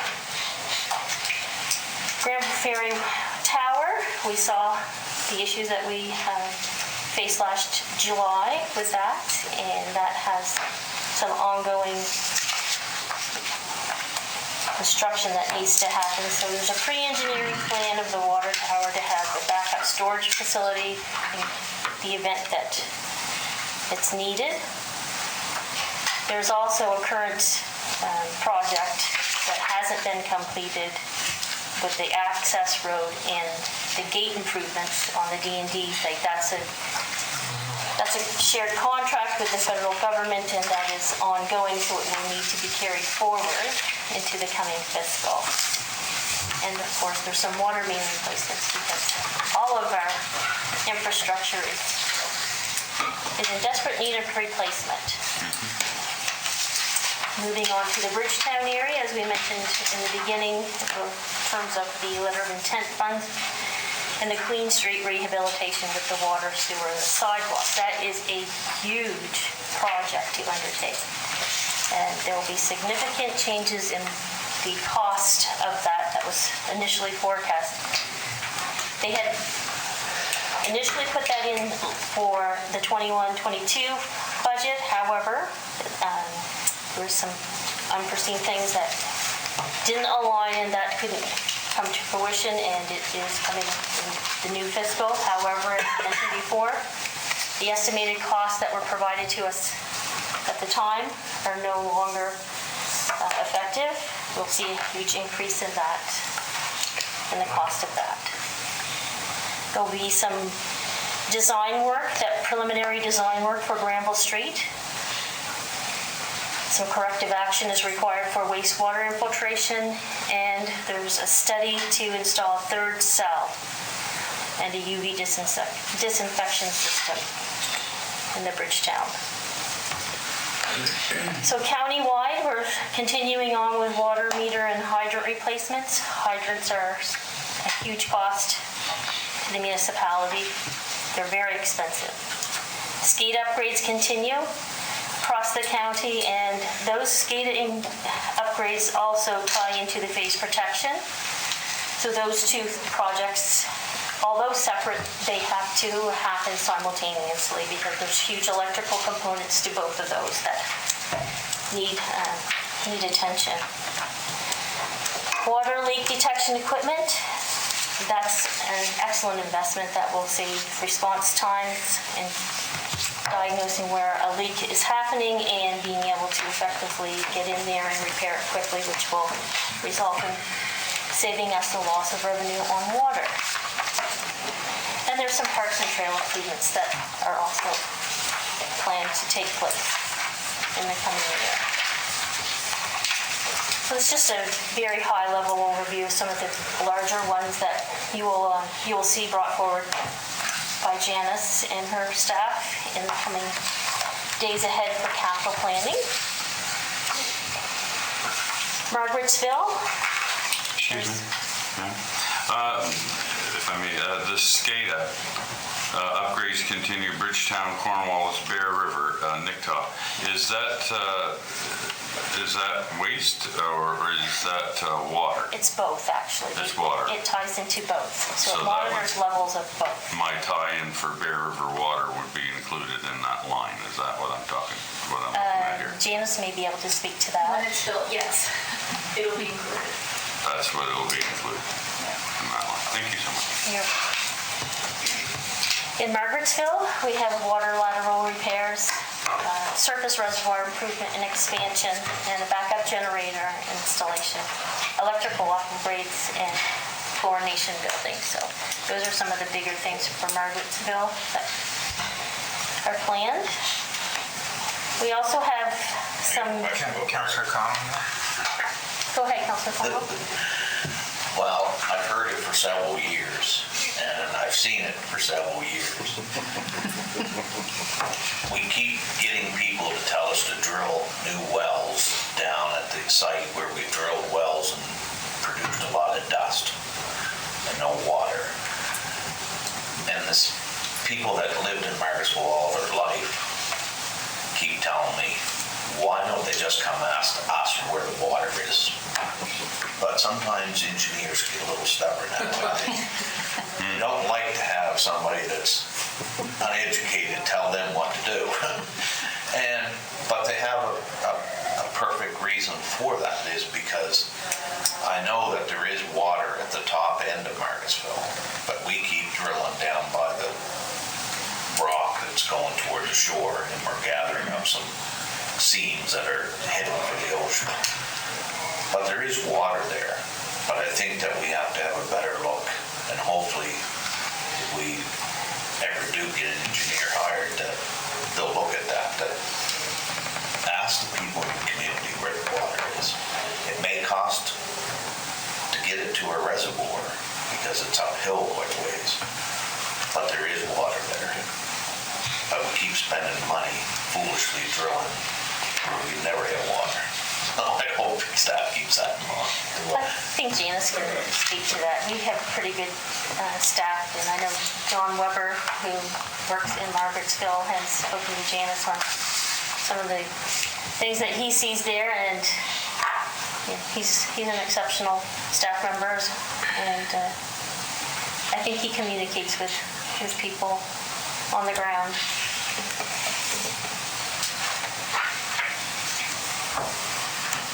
Some of our municipal buildings. So we have our Bridgetown Public Works building that needs some repairs. There's some scheduled interior work that needs to happen there. Probably most of us have never visited that facility, and nor have I yet. But my understanding is it's not in the best shape and it needs to be taken care of. There's some security fence expansion that needs to happen. The arena. The accessibility entrance doors are part of the capital plan, and there's also review of engineering for the arena for accessibility upgrades. And there's also electrical panel upgrades, a study for carbon neutral building to include a CO2 refrigeration, which is a huge cost. And of course the renovation to the building here in Annapolis. There will be some brick repointing that needs to happen. The lower level needs some renovation, accessibility access, and some windows. Those windows out front, if you haven't noticed them, they were like that when I came here 12 years ago. Yes, Councillor Hudson. Yes, just going back to the arena, you say include a CO2 refrigeration. So that's a new refrigeration system that for the arena?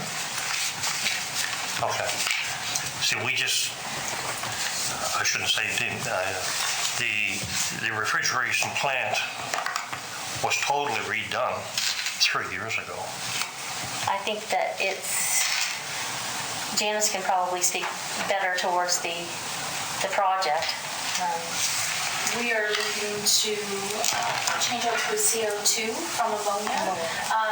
Our plan is to do a study for energy efficiency, and it's safer to go with CO2. The level of certification for staffing requirement completely changes with the CO2 refrigeration. And the cost per month is significantly less as well. So we're just looking to see what that might look like.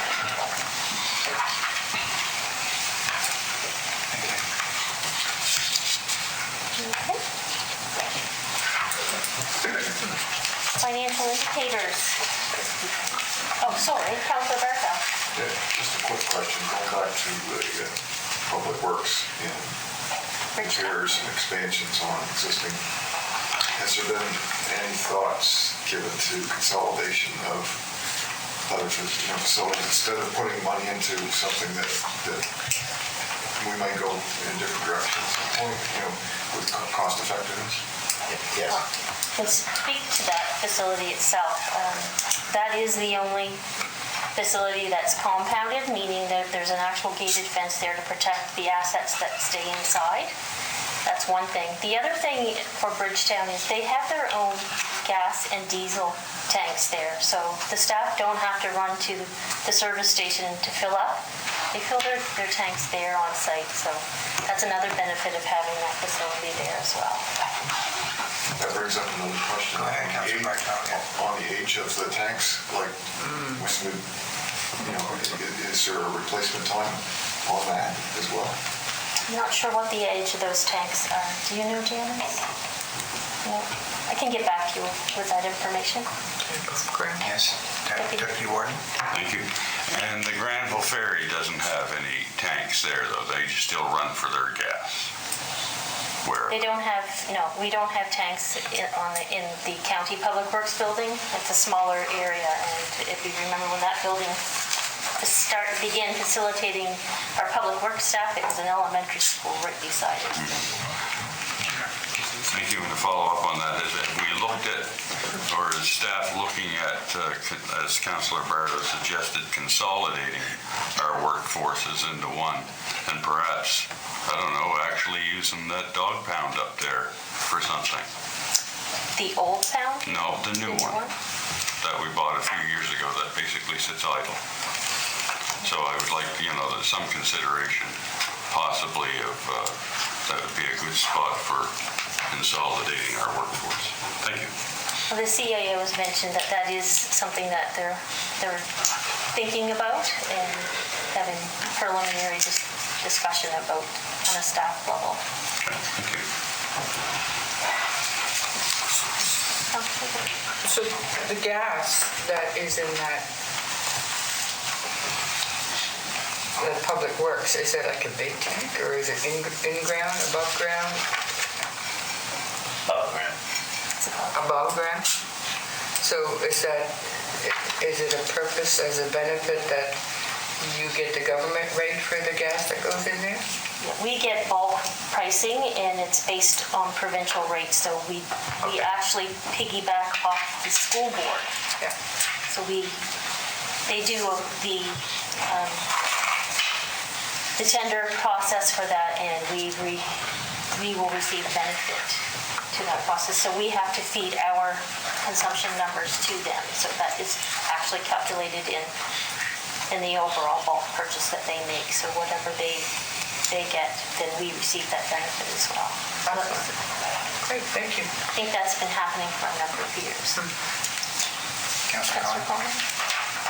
I didn't see anything in the overall plan there for the parking lot in the Bridgetown there with the idea of having a power outlet for electric cars. Is that something we're going to be doing this year or in the future years?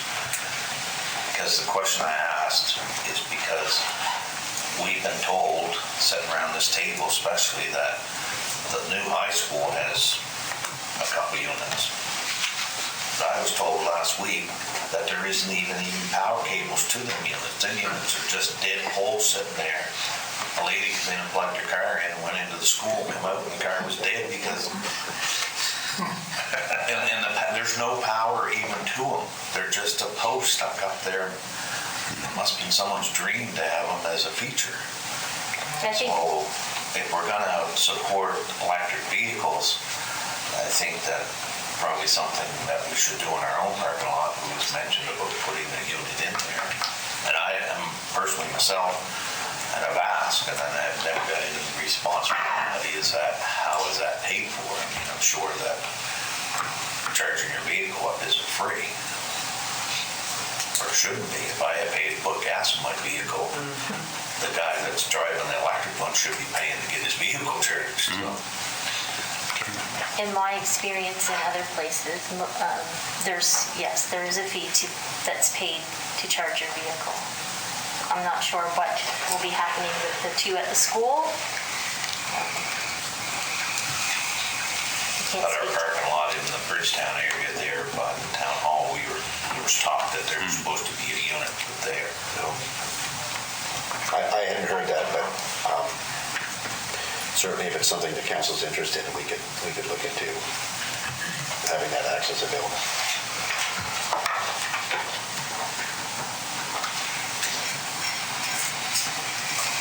This is you.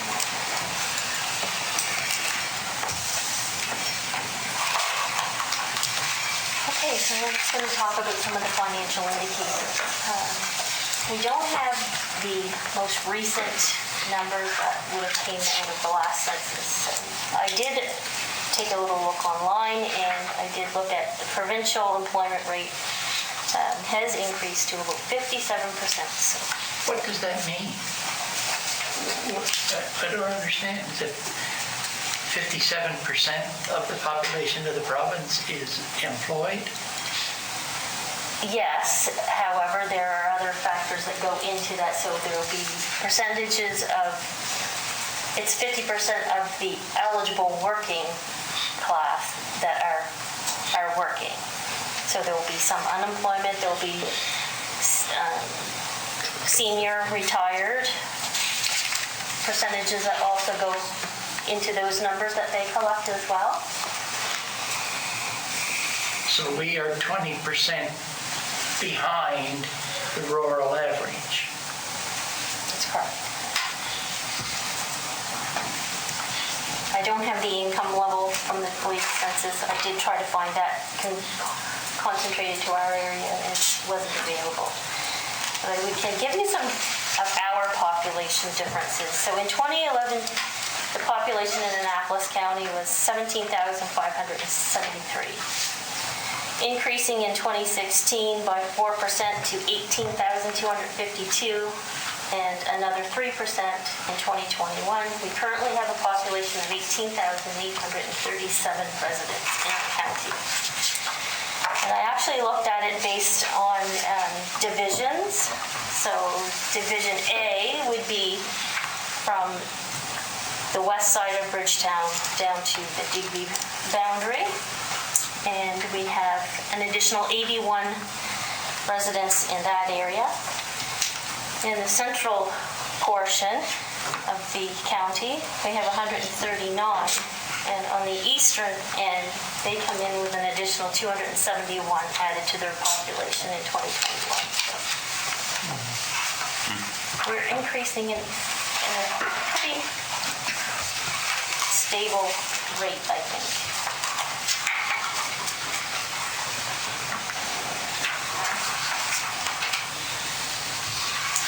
So here you can see the rate of increase for residential versus commercial. Our residential has seen a steady incline, whereas commercial is not as stable, where we see dips. And there's it's slowly coming back up, but it's not where we were in 2017.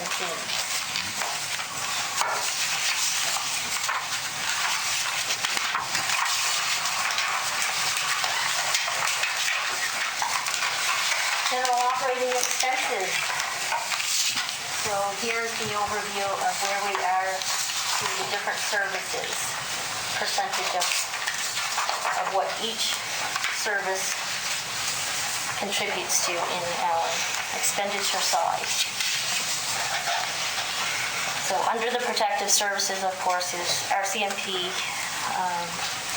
public prosecution services, correction, fire protection, rainbow animal control, and building and fire inspection. The RCMP next year is gonna go way. There's, I think, isn't there a 1 or 2 year cushion on that RCMP raise, Mr. Dick? My understanding, as I understand to be corrected, is that we're getting increased equalization grant to pay for the retroactive pay, is what I understand. Perfect. May I ask you a question? Yeah, sure, go Is there ahead. any way to get out of that, the RCMP? Well, yeah.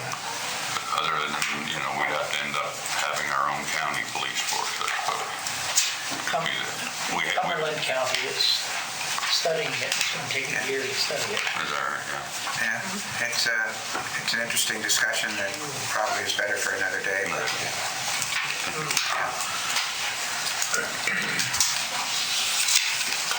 Environmental is another huge expense to any municipality, and in there, of course, you have sewer and waste management, and also and public housing falls under that category of that umbrella. General government, that is pretty much everything else except for development and recreation, so that's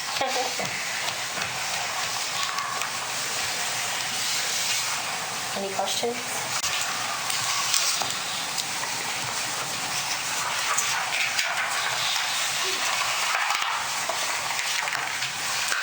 So our overall financial condition index is considered low.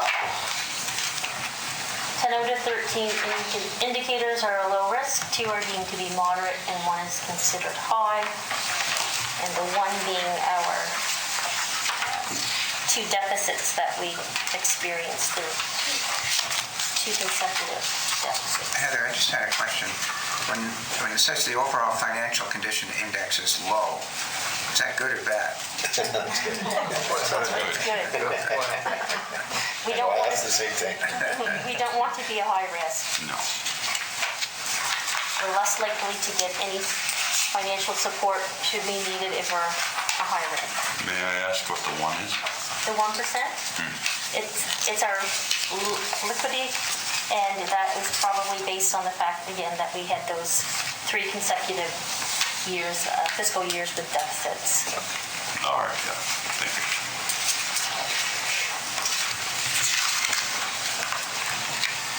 Did you by any chance compare it to the couple of years before? What they do is they take 5 years. Yeah. And because in the 5 years that they were measuring, we had deficits, so they consider our risk to be high. They went back 5 years. They go back 5 years. So one would presume the next 2 years, one would hope it would be better for us. Those deficits will be off the 5-year board. I hope. Okay. Okay, thank you. Make sure we don't have the deficit. All right. Okay, now the fun begins. So this again, I don't want you to hold stop to the numbers, but these are again high level that I just want to speak to and where I see the budget going in a couple 3 weeks time. So Basin View, we're not making that expenditure any longer. So with the net expenditures that we had in Basin View, we're projecting a $400,000 saving budget to budget. So that means the expenses that we incurred, less the revenues that we generated from the lease income that we got. So we're expecting that those expenditures will be down by $400,000 this year. That's a good news story. YMCA, last year we budgeted $180,000 for the deficit. This year, of course, the YMCA isn't here any longer, so that will be a savings because we don't have to subsidize the YMCA any longer. Legal fees is an interesting one.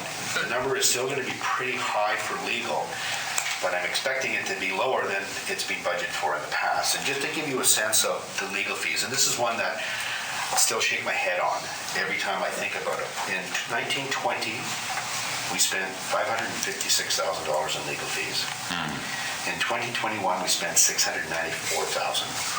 In 21-22, we're expecting it to be about $475,000. Coming down.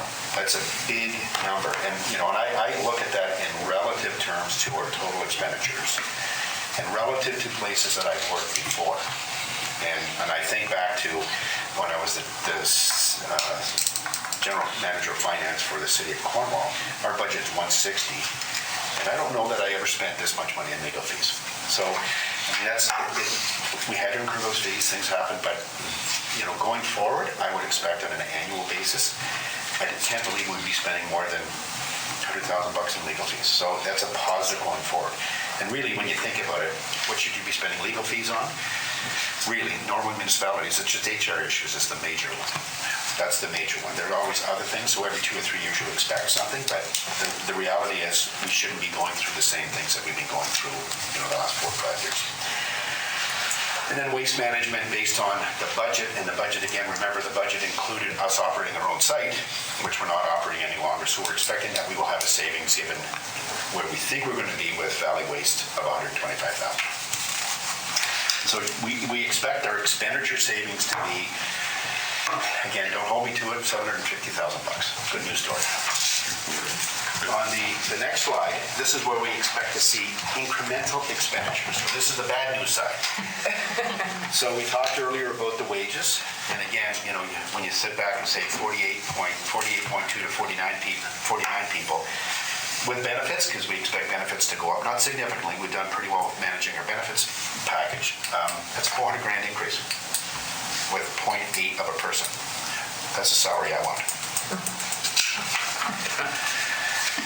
Consultants. There's 2 big things that we need to do this year. One, we've talked about on numerous occasions, the strategic plan, and if council could give me approval to do that now, we would go and engage somebody so we could start this April 1. It's very, very important for us to do this, and if council wants to make a decision in doing that, please do. We also need to do job evaluations here. We have, when I look at the salary structure that we have for the people across the corporation, it's all over the map. People are getting paid in areas that they should be getting paid.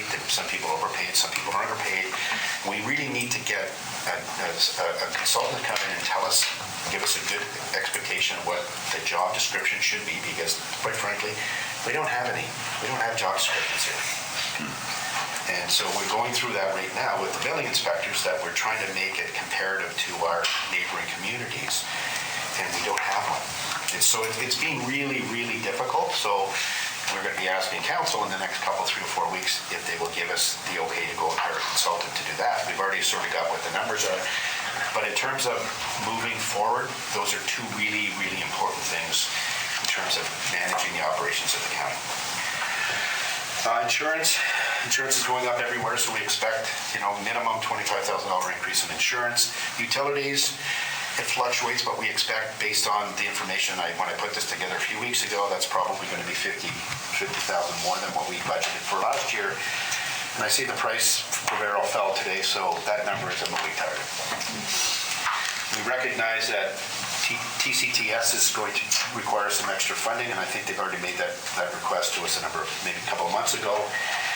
So I've got UCP cleanup in a green number. So when council approved the cleanup of Upper Clements Park, the number's around $500,000. I'm expecting $100,000 of that will be done before the end of the year. The balance will be done next year. Do we finance that out of current taxation? Do we finance out of some reserve? Do we finance that out of debt? So that's why that one's in green. So you'll see the numbers at the bottom. There's a difference. And again, we don't need to make that decision today, but it's just, there's options out there. The hospice, there's a hospice that's going to be making a request for funding. I put this number in here. They haven't formally made the request yet, but I suspect council's going to be agreeable to do that. So I just put that in for purposes of this presentation. The RCMP salary increase, that is not the retro. That is just the 12%, 11.6% that we're expecting that we're going to be paying going forward. So that's just $350, not the retro, which is probably 8 or 9 or whatever that number's going to be. School board levy, that's a different, sorry, Councillor? Oh, no, go ahead. Okay, school board levy is a tough one, and what I've done is I've gone back and I've looked at the last 5 years of what the school board budget request is relative to what the actual levy is, and it's averaging about $100,000 a year, so I'm putting another $100,000 in. Because they send us a budget, we budget for it, and it never comes in at that number, so I want to at least be conservative. Raven Haven, we've already talked about that, but once we do all the work in Raven Haven and we clean it up and we take down the buildings, we're estimating that'll be $100,000. And again, we could finance that out of debt, but at this point, I'm just leaving it at taxation at this point.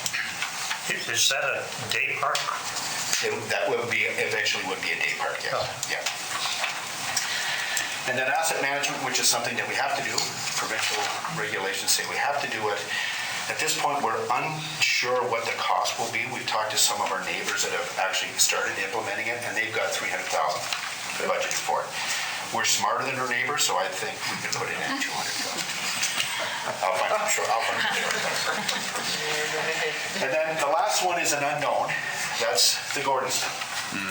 And so we have spent a lot of money on Gordonston to date. And at some point, it's going to impact our financial statements. So does it impact our financial statements this year, or does it impact it next year? But regardless of that, it has to be financed somewhere. So could it be financed through reserves? Yes, it could be financed through reserves. But if it is financed through reserves, then our reserves go to the high-risk category, then we'd have to put more money in reserves. Can we finance it from other places? Yes, we can, and I will speak to that maybe at a different date than today. But again, I'm just telling you that that number could be $1.5 million. Okay? And the next one is income on investments. I project that we're going to generate more income on investments because at some point we will be selling the internet service and we will be generating some money, so we'll invest that short term. I'm guessing that we'll make about $60,000 additional income on that. And the D-transfer, although it's, as you mentioned earlier, it's a lot lower than last year, but it's higher than budget. So again, this is budget to budget. So we budgeted 1.5 last year, I'm budgeting 1.8 this year. So it's a positive number, but it's negative relative to actuals, as confusing as that is. So when it's all said and done, I'm anticipating $360,000 of new revenues. I'm anticipating reduction in expenditures of $755,000 and increase in expenditures of either one of those two numbers. And this doesn't really account for significant inflation and other things. And inflation in our environment, we don't typically use CPI, we use municipal price index because municipal costs for some things, many of them oil-based, are typically higher than CPI. So at the end of the day, if you think back to the slide I talked about, maybe 8 or 10 slides earlier, we're talking about the net requirement. Under either scenario, it's less than what we should generate from new taxation at the same rate. So if this scenario worked out to be the actual numbers, you could, in theory, reduce the tax rate from what it is today to a different number to generate either the $689 or the $289. So that could be a tax rate reduction. Or you can keep the same tax rate if that's what you wanted to do and put that surplus into reserves and or reserve funds. So again, not asking for decisions at this point, but it's just really, at this point, it's just food for thought. That there's so many unknowns at this point, but I just wanted to give council a sense of where we think we might be, so council can come back and say, okay, we want to come in at something different. And if, I know you won't be prepared to do that today, but at least it'll give you a sense of saying, when you come and do the presentation in a couple, 3 weeks, whenever that's going to be, we're not going to go at the 1.1 million. We want to go at something less than that, and then staff will work on those numbers. So other than that, I guess the only other point that I would make, you see the second bullet at the bottom, it talks about mainland. And so we haven't gotten council's approval as to how to finance the ultimate payment to mainland. So again, that could be paid out of operations, and if it's paid out of operations, that affects our reserves. If it affects our reserves, and we have to think about replenishing reserves, maybe not all next year, but over a period of time. Could we finance it out of gas tax? Yes, we could finance it out of gas tax, but subject to that long list of capital projects that Heather's presented to you. Do you want to take gas tax away from funding those projects? So again, none of these decisions are easy. Heather will give you some solutions in a couple of weeks when we do the presentation. And so at least you'll have some information in which to make those difficult decisions. So I think that's pretty much it. If there's any other questions, Heather's happy to answer them.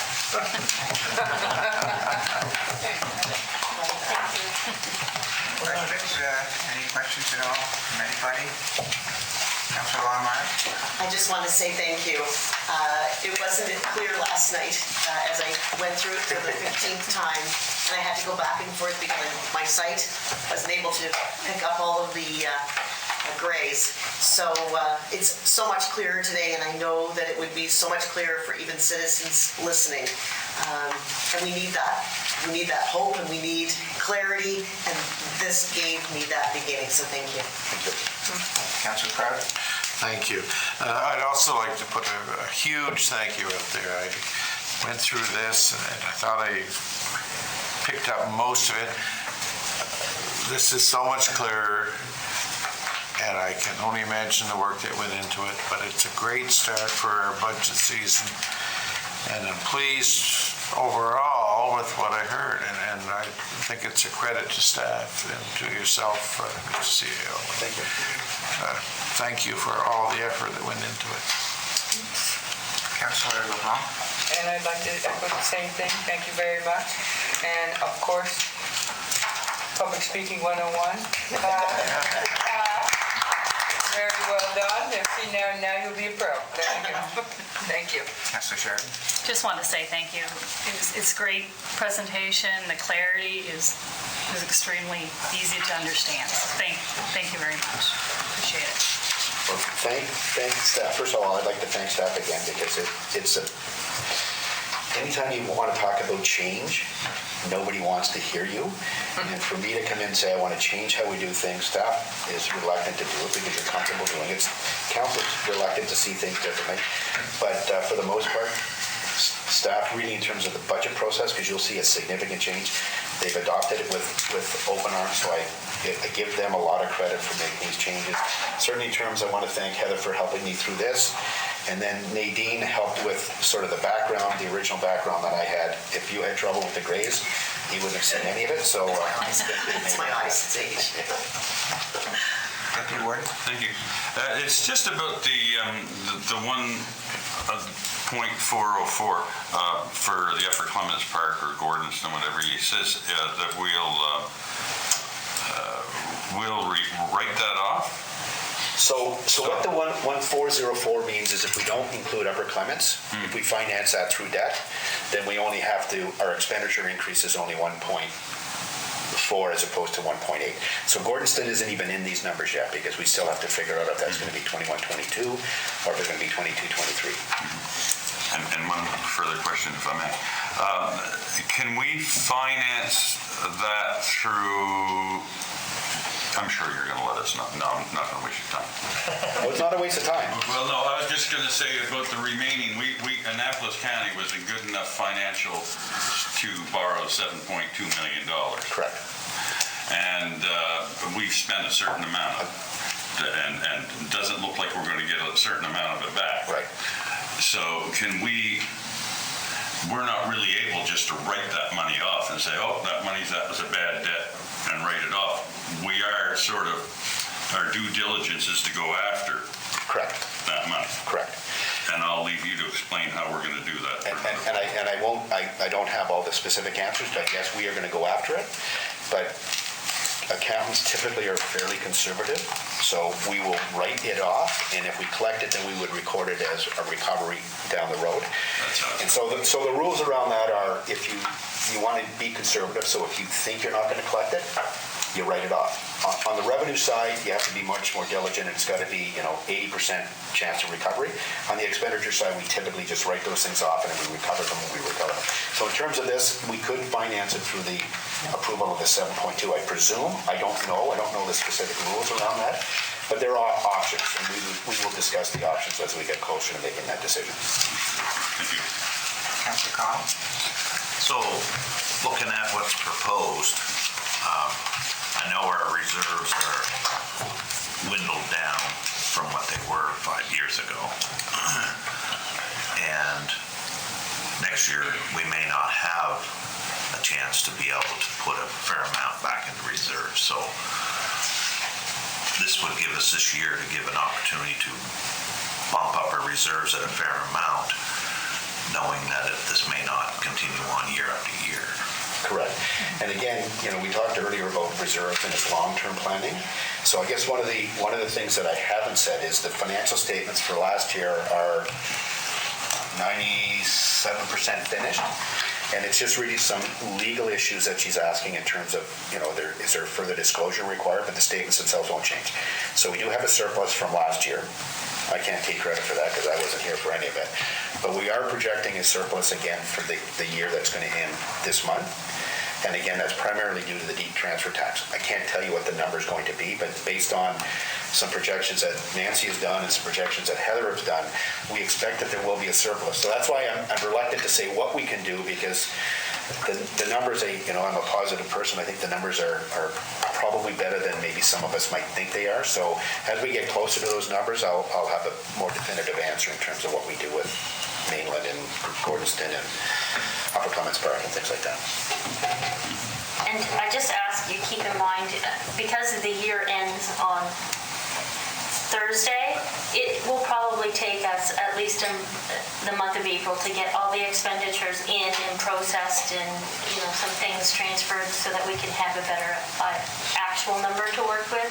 It does take a little bit of time to get all these things finalized and processed through, and for the warden to come in and make all those signatures on all those expenditures. So that's important. That's important because as we're changing our budget process, we will be providing variance reports on a regular basis. We've only done it once since I've been here, and shame on me, but we will be doing it because the way we're going to be reporting going forward, the budget number is going to be there for every department, and the actuals are going to be there. We're going to have encumbrance accounting that we can recognize that stuff. So at any point in time, I can go to a department and say, where do we stand in relative terms, and we will be able to get that answer. So we're working on that, and again, I give staff credit for putting that together because, at the end of the day, it's not a good thing for me to be presenting a budget and really have no clue as to where we were last year. Councilor Connell?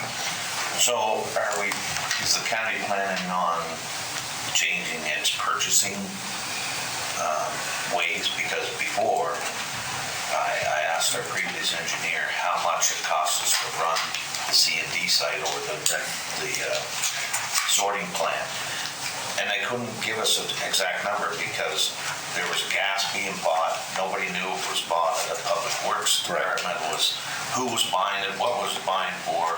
Things were being bought in recreation through the engineers department. So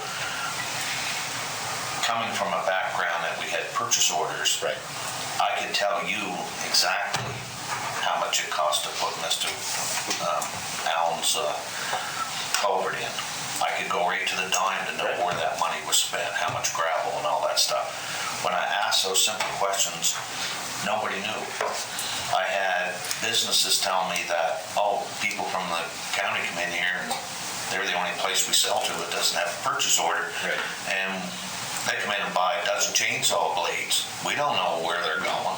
And not saying they're not being used, but how do you ever have a correct answer on each department if you don't know what they're buying? Agreed. And so, yes, we are definitely working on that. Again, staff has spent some time on that. And that effective April 1, we will be changing that whole system so that when you come in and ask that question, we will be relatively close to what the number is. It's a matter of when you get the invoices in and get it approved and things like that. But if you can get an encumbrance system in there, it'll be fairly easy. So yes, I will say I'm disappointed that that information is inaccessible by me either. I haven't had a chance to ask those questions, but that should be available. All the departments need that information monthly. Anybody else? Councilor Longmire? Thank you. So I just want to add to what Councillor Connell said. I know that that's something I really struggled with, was looking at the financials and seeing projected to projected and not having actuals. And that whole breaking out and the intimate pieces for each department, it's just going to build such confidence in us and the citizens, because it'll be clear, right? We will be able to go get those specific numbers, where the generator was bought and who's using it and that kind of thing. We do need to know that. We are the tax-paying citizens, and our money matters, and we don't grow money on trees. I agree 100%. So thank you for that. Well, before we close this particular part, I want to add my voice to thank you and your staff, because I know how hard the staff has been working on this, for the presentation you made today and the presentation we anticipate in a few weeks. And I want to thank you personally, Mr. Dick, because we really rely on your expertise and experience in these financial matters, and we feel very comfortable with you guiding us through the next few years. So thank you very much. Thank you, appreciate that.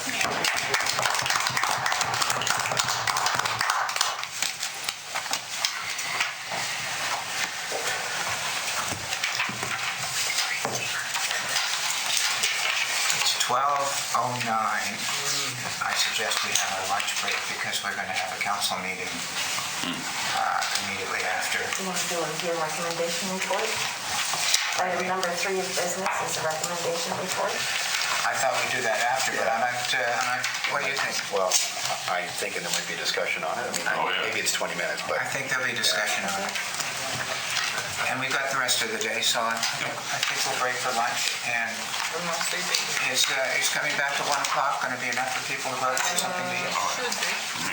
Maybe 1:15? Whatever you say, boss. Let's make it an hour from now, 1:10. Welcome, everybody. This is the afternoon session of the Committee of the Whole meeting, Special Committee of the Whole meeting. We've got one other matter on the agenda, and that's dealing with the Municipal Administration Building. There's a recommendation from staff. Deputy Ward, would you like to read the recommendation? The recommendation is that Municipal Council approve an expenditure of $530,000, including HST, to be funded through a temporary borrowing resolution from Municipal Finance Corporation, MFC, to renovate the Annapolis Royal Municipal Administration Building to accommodate the consolidation of municipal staff to one administration building. Is there a seconder? Councillor Longmire seconds. Discussion? Councillor Pratt. Thank you. Excuse me, I've been thinking about this, well, since I saw it, but in light of what I heard this morning, that the east end of the county has the most growth. I think if my figures are correct, we matched or exceeded the rest of the county. Do we have any idea if the Lawrencetown site will be open a couple days a week, to keep, so people don't have to come all the way down to Annapolis Royal? I'm just wondering about that. The plan at this point is to have all staff working out of this office if council approves it. But I shouldn't say we're in negotiations. We have been in negotiations with the two towns about providing services to the two towns. Okay. And subject to having staff availability, the plan was to staff them out of Middleton, for example, at least 1 day a week, so we would have access to that office 1 day a week. And if people wanted to come to Middleton as opposed to driving all the way down here, that could be a solution. It may not be the ideal solution, but that could be a solution. That isn't happening in the short term because of lack of staff at this point. We will revisit that probably within the next 5 to 6 months. Now, I'm just curious, price of gas for folks and so on coming down to, for a quick pop in to get a permit or whatever. Thank you. Councillor Sheridan. So permits can be obtained online. Am I right in saying that? We can probably do most of our business online if we so choose. Again, the question is depending, some people would prefer not to deal online, but yes, we could do that. So you're giving them an option. They can either do it online or pop into the Middleton office on that day. Perfect. Thank you. Councillor LeBlanc. So when you're 5 or 6 months considering putting a pop-up office there in Middleton, what are you looking at staffing to be? Like 1, 2 times a week, 3 times a week? Half days? So the plan was we were going to provide planning and building inspection and fire services to the two towns. Yeah. The building inspectors are extremely busy at this point, so they really can't provide that service to the two towns immediately. So we are trying to find additional building inspectors to service not just our needs, but Middleton's. And we'd actually struck a deal, and we had a fairly significant recovery in terms of the time that they would be investing. We also talked about providing planning services to both towns, and both are in agreement, but neither of our planners are certified at the present time. So they would prefer to have certified planners than uncertified or non-certified planners. So the expectation was we were going to man that office with a planner at least 1 day a week. So if we needed more time, we could do more in terms of having accessibility. We could do it whatever our requirements might be. So for one person, 1 full day a week? That's what the plan. For just planning or for all three? Well, if it was building inspection, they would just get planned, that would be planned from here, so they would just go do the services there, because those are typically done via communication, either electronically or phone, so you'd go and do the building inspections. So it was really to have a planner there. That was what the original thought was, to have a planner there at least 1 day a week. And it's not as important here because, for people from Annapolis Royal, they could just come here rather than go to their town office, But it's going to take 6 months before any of this occurs. In the short term, we're going to there's 3 duplexes that have been built in Annapolis Royal, and we will do the building inspections for those, and that's all in the short term. If we can find building inspectors, and there's none in the country, pretty much, if we could find some in the short time, we would probably provide that service sooner than 6 months, but I don't anticipate that happening for minimum 6 months. Okay, and I have a second question. Sure, go ahead. Looking at the number 530,000, that's like I don't recall that being the number of the first round. It wasn't. So I'll let either Mark or Janice speak to the specific RFP that went out. So when we originally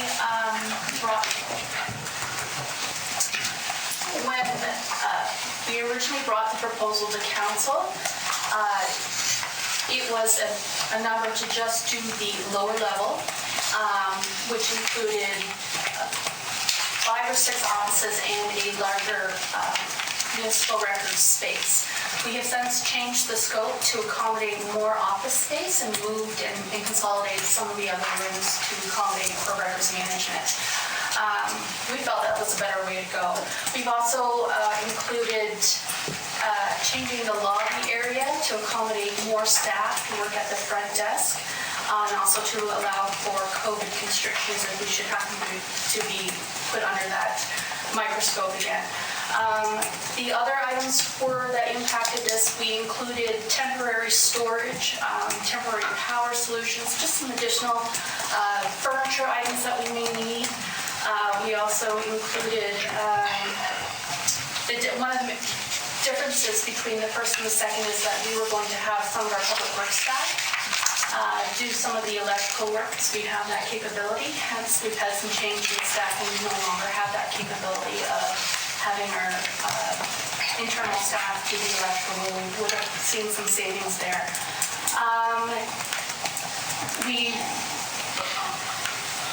I think that's essentially where your cost changes are.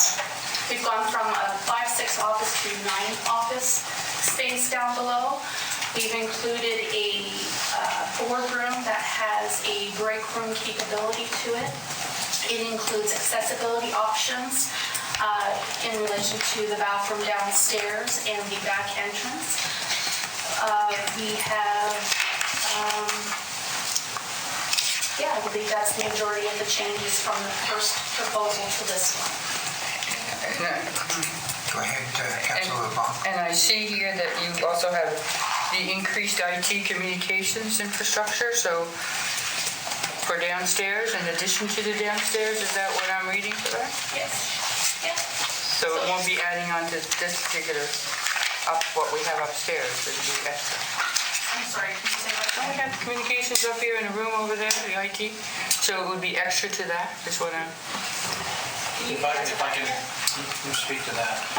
Yes, basically it would be in addition to that. The offices downstairs don't have any communications. It's just a wide open space. So we would have to do wiring and terminate that back to our communications room downstairs for the telephones and for the wiring for that as well. So it will become part of a bigger system, but there's a component there that just needs to be done as well. Okay, thank you. So you finished? Well, I have one more question. Sure, go ahead. Well, I'll probably have more, but I'll stop at this one. When you go to the back, when I'm looking at that's the plan. would you enter, I guess, would the residents be able to enter to the back to go speak to people on the Ground floor? ground floor, yeah? I think, I'll let Mark speak to this, but I think that would certainly be accessible, but I'll leave that to Mark. Well, because if they're up here and then they have to go downstairs. I'll speak to that. They will have access, but the entrance for public will be at the main lobby only, unless they've been directed to the back staff, where staff would know that they're coming. It will not be a public access through that back door unless we change the use downstairs. If there's going to be a reception desk or a tax clerk desk down there. At the moment, there's no plan for that, but there's a music in the future. So, but most, one question these things were. But most of the planning department is downstairs, is that what? Yes. Yes, okay, I'll leave it to that, thank you. Councillor Hudson? Yes, this may be only from my own benefit, but once we move the Lawrencetown staff down here, we have, what, 35 people that's going to be in this building? Janice, what's the total number? I say 35 people? Yeah, I'm just asking Janice to confirm. I'm not sure what the number is. There would be in total coming from Lawrencetown to this office. Once they get relocated here. I think it's a little bit more than that. I'm just going from the information this morning. They said there were 50 staff, 17 of which were public works, which puts you down to under 35. Right. Sure, you can use that round number as to that's how many would be in here. Okay. Just off the top of my head. Sounds good, right? But just further than that, I'm just curious as to how many offices are we short? Presently? Right as of today. Based on having 35 people working in this building, or out of this building. Well, we are at capacity at the moment, and we have people sitting in open spaces as well. If we bring the staff down, we might have 2 new employees that will be out of this office anyway. Then you add the Lawrencetown office, which has protective services and planning and development coming down. And that's approximately 8 employees at current. Yeah, so that would fit what we're having here. There is opportunities, the offices downstairs will be large enough to double up if needed. Say we were to expand. And some of the other offices downstairs are quite large where we can put workstations as well. We will be wiring the open area corridor to make room for workstations if we do move down in that direction in the future. Are you finished, Councillor Hudson? Yes, I guess I have just one further comment. In the staff that are working here, I doubt if all would require their own office. There could be people that could work in cubicles or whatever. Would that not be correct? That's correct, yes. So the way the office is configured now, there's only 4 people in the basement at this point, and there's really no area upstairs. I mean, there's all these offices that are all being used, and there's really no open space if we want to put cubicles on the upper floor. Certainly, it's a consideration for the ground floor, yes. Councillor Longmire? Thank you. So in terms of this space, is this space slated to be factored in? I know we had spoke about during COVID and making this space, able to be utilized, 6-foot distancing. We know all the COVID rules, right? And we know that we're not going to be free of viruses in the future, right? So I'm just wondering if this is in any way going to be factored into the renovation, because as we sit here today, we're not necessarily following the... True. And so that was one of the, and I'll let Janice and Mark finish this, but that was one of the primary motives in redesigning this building, is that we could have a bigger council chamber. And if you'll recall, we did engage Harry Yost to come in, and when he looked at redesigning it and giving us bigger chamber space for council, the numbers were up in the $1.5 to $2.5 million range, depending what we wanted to do, because we wanted to expand, and that's when we decided, is there a different way to do it? Because I just don't think it makes sense to spend $2 million to renovate this building if we don't plan to be here forever. And so we've redesigned it. Unfortunately, I don't think, Janice, help me out here, I don't think there's any redesign in this space. No, not at the moment. Okay. It could be for consideration down the road. Right. I mean, at one point, we thought about removing this and extending the council chambers out to maybe another 15 feet. But I don't know how that impacts where David's IT is, so you'd have to have a bit of a jog there, but it could be a consideration, because this is not a very effective room. You know, if you wanted to have the public here, it's just not very effective. So that was, from my perspective, that was a primary motivator. And I thought council chambers downstairs would be, in the big open space downstairs, I thought that would be a terrific spot, other than there's pillars. So the building is just not really designed for, really the only option is to take this wall out and move it out, you know, maybe a dozen feet. Janice? Yeah. Isn't there a big computer right there? Yeah, so you'd have to have that little jog there. The bathroom's right there. So just to add to that, so we're not going to move forward with putting the, I think we had talked about plexiglass or whatever it was. I'm just wondering how, like, because, you know, right now we're with increases of cases in the province, and we're not going to go away from that. Like, they're talking about a 6th wave. I know that we have flexibility, and I know we can, you know, strike out and go into Zoom again, which is all great, but it is so important that we be together. True. And more important now than ever. Right. So I'm just wondering, you know, what kind of modifications or what are we looking at? I don't know that we can even contemplate that for us physically meeting. This building just doesn't allow us to do that. I wish it did. I mean, the problem is, I think when Hirios was doing it, we had considered that. But, you know, when you're tripling and quadrupling the price, that part of it just didn't make any sense to it. Just one last question. Sure.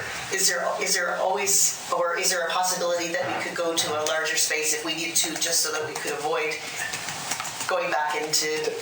Like having council meetings in a bigger spot? In a bigger spot. I think that's council's decision to make, but I prefer that, quite frankly.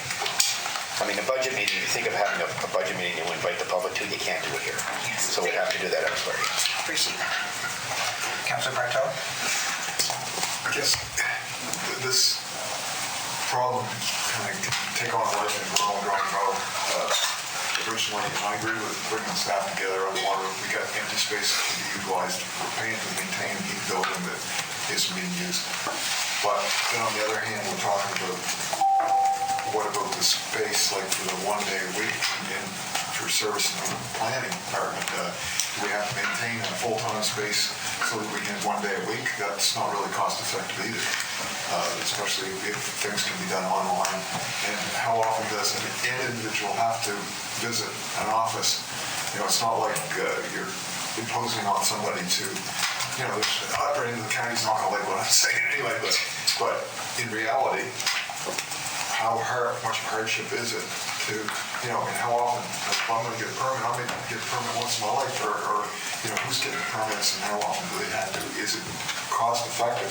We're trying to save money, be more efficient, but to keep a building in place for 1 day a week, that seems, you know, if you really think about it, it's not economically making any sense.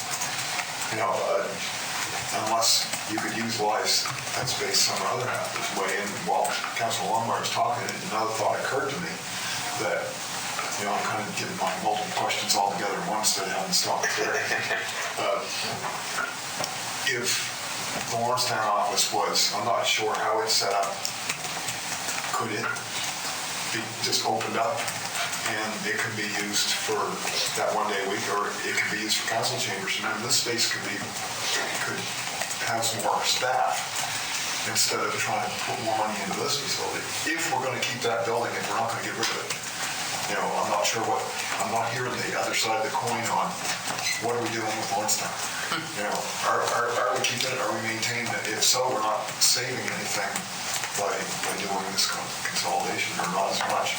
It's good to have the staff under one roof for more than one reason, but looking at the big picture, there's a lot to consider on the go forward.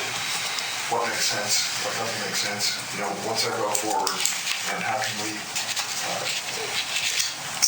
plan or rethink this to make a better use of our tax dollars. So in terms of the 1 day a week, The arrangement we made with Middleton, for example, is we have that room or office as part of our agreement, so we don't pay for it. They would provide that? They would provide that to us free of charge because we're providing services to them.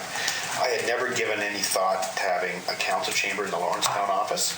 This is the first, I thank you for bringing it up because it never even really occurred to me because I respect your comments about having two buildings and one's not used. Why would you do that economically? We don't owe anything on that building.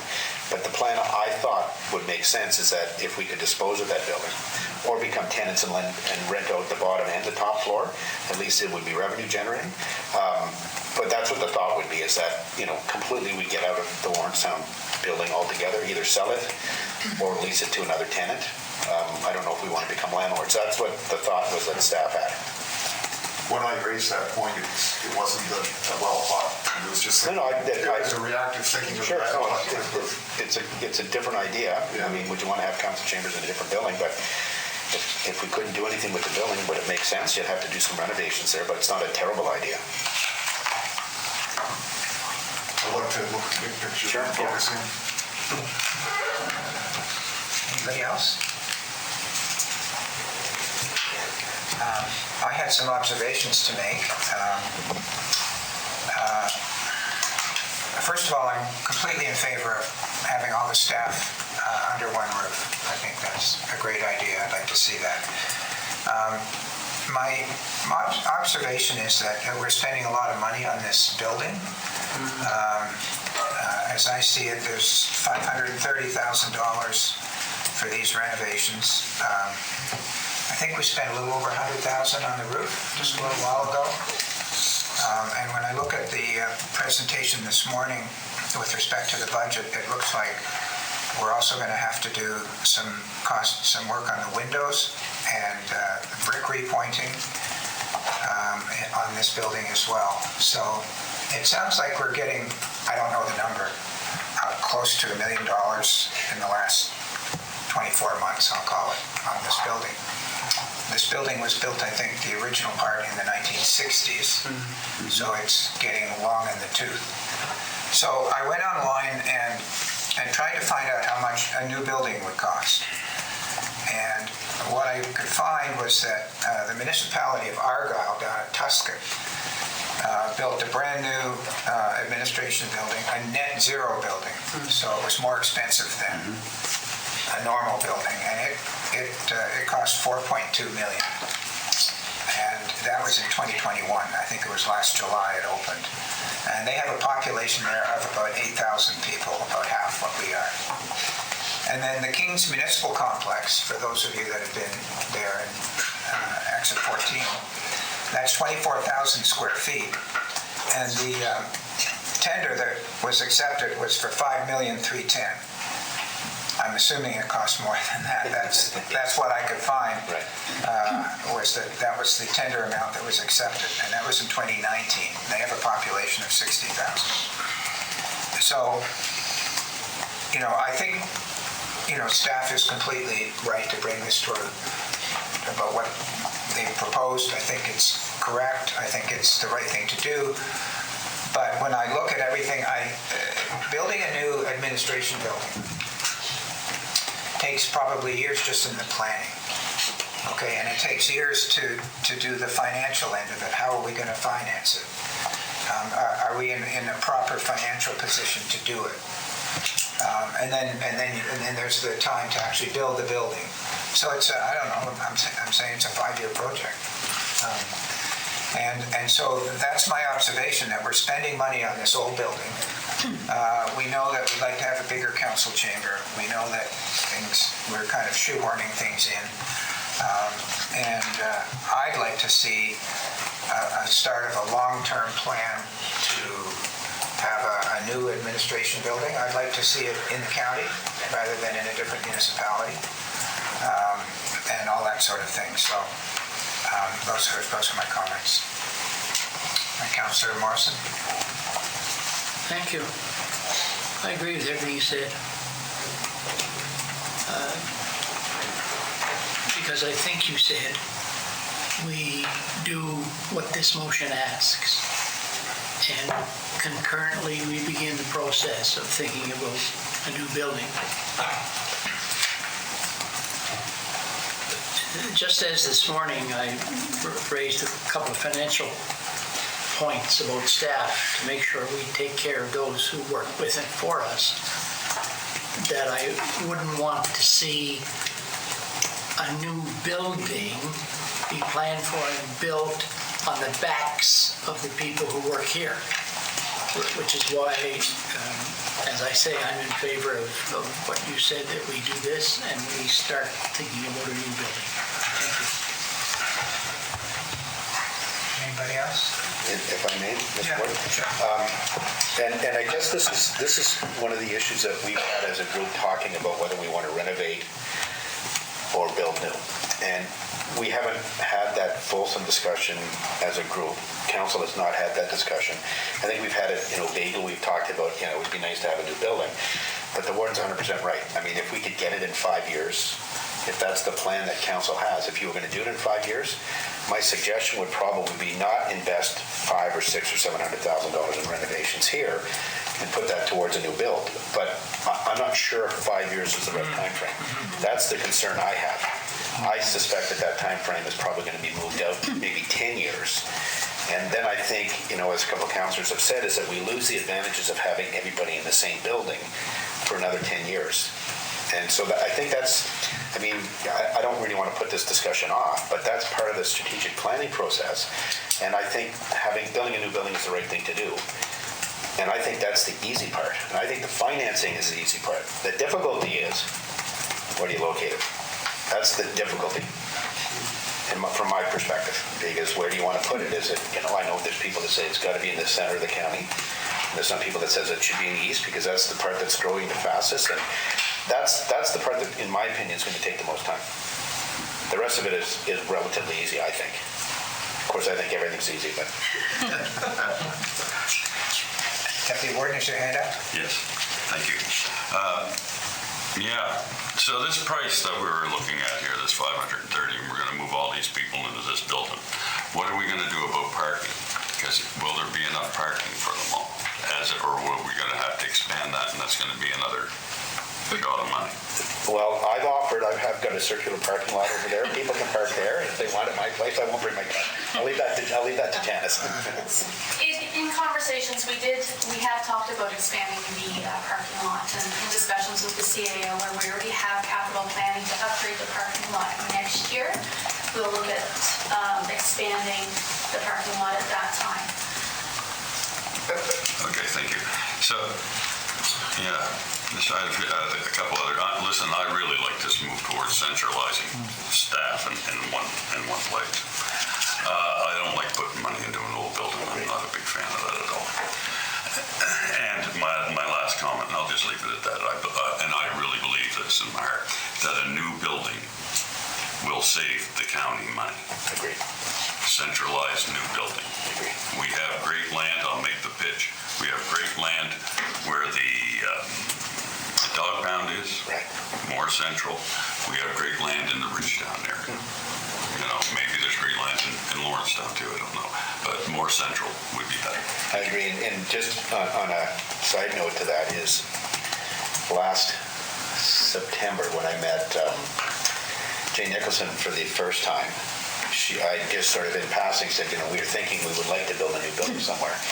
She said, oh, we'll buy yours. I'll give you a check today. So that's another thing. If we were to decide, you could dispose of this building, and there's a lot of land here. This is a beautiful piece of property we have here in Annapolis, and I've bought land in Annapolis within the last few years and paid it like $100,000 for a lot, right? A small little lot. So it is worth something, and I do hope when we decide to let this property go, that we don't go down the road of letting another municipality or something have it for $1. Right, agreed. If I was here, I wouldn't let that happen. Thank you. Councillor Connell? Good conversation. We had the same conversation about 15 years. The CAO at that point came in and showed us that we could have probably had the building half paid for by now. Yes, so true. So it's not new. I'm definitely with the councillors that are from the East End. We are probably the fastest growing part of the county. We do need something up there, and if we can scratch out an agreement and have an office facility available for us through the town of Middleton, it would be great. And whatever the cost, but because same thing, Lawrencetown building wasn't built yesterday either. True. That used to be the old community college, or not the community college, the old survey school for many, many years before the new one was built. And the new one's been built for a lifetime. So that building is definitely not new either. But I'm with Councillor Morrison. I see that we need the repairs here to get us coordinated to one building, but I definitely think that we should be starting on plans for long-term, like what the warden said too, is that, you mentioned this morning about building our reserves up so we have funding down the road for something, and this is one of the things I think the county has to look at, is we probably do need a brand new facility. We look on our neighboring counties that are building zero energy buildings, and we're stuck with a building that's sucking energy. So, I mean, we're on the opposite scale of some of the effects. So definitely, I can understand the renovations that are needed. Again, I hear what the councillors are saying about this council chambers needed to be renovated many years ago too, but it's where do we stop, and how long before we project that we're going to try to accomplish a new building. I think the county's getting toward that. So. Thank you. Councilor Barton. Yeah, I agree with all the discussions. It's not going to happen overnight, so we have to have an interim measure, which is what we're working on right now with this motion. And if that's acceptable to do that, to get us through, if we need more space, I got a couple different comments, is if we need more staff space, like this is available. I'm not sure if anybody's looked at our neighbor over here, there's a big hall in the back of the Baptist church. We only meet, like a couple days a month kind of thing, as council. Can we make some kind of a deal to use a space that's large enough that would spread us out, and it's close enough for this facility so that if you need to, staff won't run back and forth, they're not driving half an hour down the road to get there, so that we'll comment about it a minute with Lawrencetown, that was just kind of thinking in general, wasn't thinking in specifics, but maybe in the meantime, if we could look at some kind of agreement, not necessarily here, but somewhere that's close to here for the council, possibly, but that's a huge issue for IT. So no matter what you look at, there's complications. But if it's an interim stopgap measure to get us through the planning process and working towards the building, then maybe we can live with that to get from point A to point B. And then the second thing is that if we're looking at siting this facility, it's going to have to be somewhere where we can hook up to water and sewer, because you're not going to have an on-site service set up in our budget to service this size building. So it's going to have to be near a town that's already got the septic beds and chlorination and UV and all the things that are related to that service. So I guess that would kind of, if we're moving up the line, that would be Middleton or Bridgetown. Now, we own land that I think it's being targeted for Mountains and Meadows, but we still own land out there. I'm not sure if it's big enough for that, but that's a location that could be considered because you could tie into that service. The other thing is we got to make sure the engineering's involved, the planners, so that whatever service we assume we can tie into is large enough, not enough for that overage to handle. So there's a lot of considerations into what we're doing, and I think part of my comments is for the go forward and it could be a 5-year plan to get things, right first thought. But that interim measure is like, how do we service the needs of our 6-foot spacing, because what we went through the last 2 years, there's not to say it's going to happen, but there's the indications are that it may happen more frequently than we'd like to see for spacing. And nobody likes the Zoom aspect. It's good to get us through when we have to, but this is important to get together. So there's a lot to think about, and I think, as Councilor Morrison and Warden said, that this plan may be, or some iteration of it, is something we have to put on the table to get us from point A to point B. Because ideally, we all want that facility, and it's all set up properly, it's energy efficient. We can have solar panels on the roof, we could have it can be almost off the grid, that's where we should be targeting, with some energy efficiencies and stuff. So, but in the meantime, there's a necessity to spend money to get us from point A to point B. And if the Morristown building is sold or dealt with or leased out separately so that it's a zero cost to us, it looks after itself, well, then it's $500,000 we're spending. I'm not sure how much we're spending a year out there to service that, but this budget here for downstairs repairs to get Morristown down here is going to, over that 5-year plan, it's not going to be any difference in the cost of what we're paying now to do those. So I think that, I'm in favor of going ahead with this, and maybe going that other step as to what do we do with council chambers? We got to think about that. And then if we are just an area for staff, this would house, 8 or 10 people in here with dividers, so they might solve another problem. I'm just thinking out loud.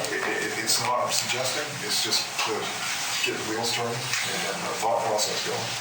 Sure. Thank you. Councilor Sherry. Just a comment. If we knew what the future was going to look like, because with the boundary review, with this room, if something happened that we only have 7 councillors, this room may accommodate us, or whoever's left as councillors. So it's just thrown in. Good thought. Yeah, I thought of that. I had, but I didn't want to say it. Councilor LeBlanc. And I did think that too, but then I thought, but you still don't have enough room for people, anybody else, right? But the other thing is, I think we have to be vigilant on how much money we're spending, like $500,000.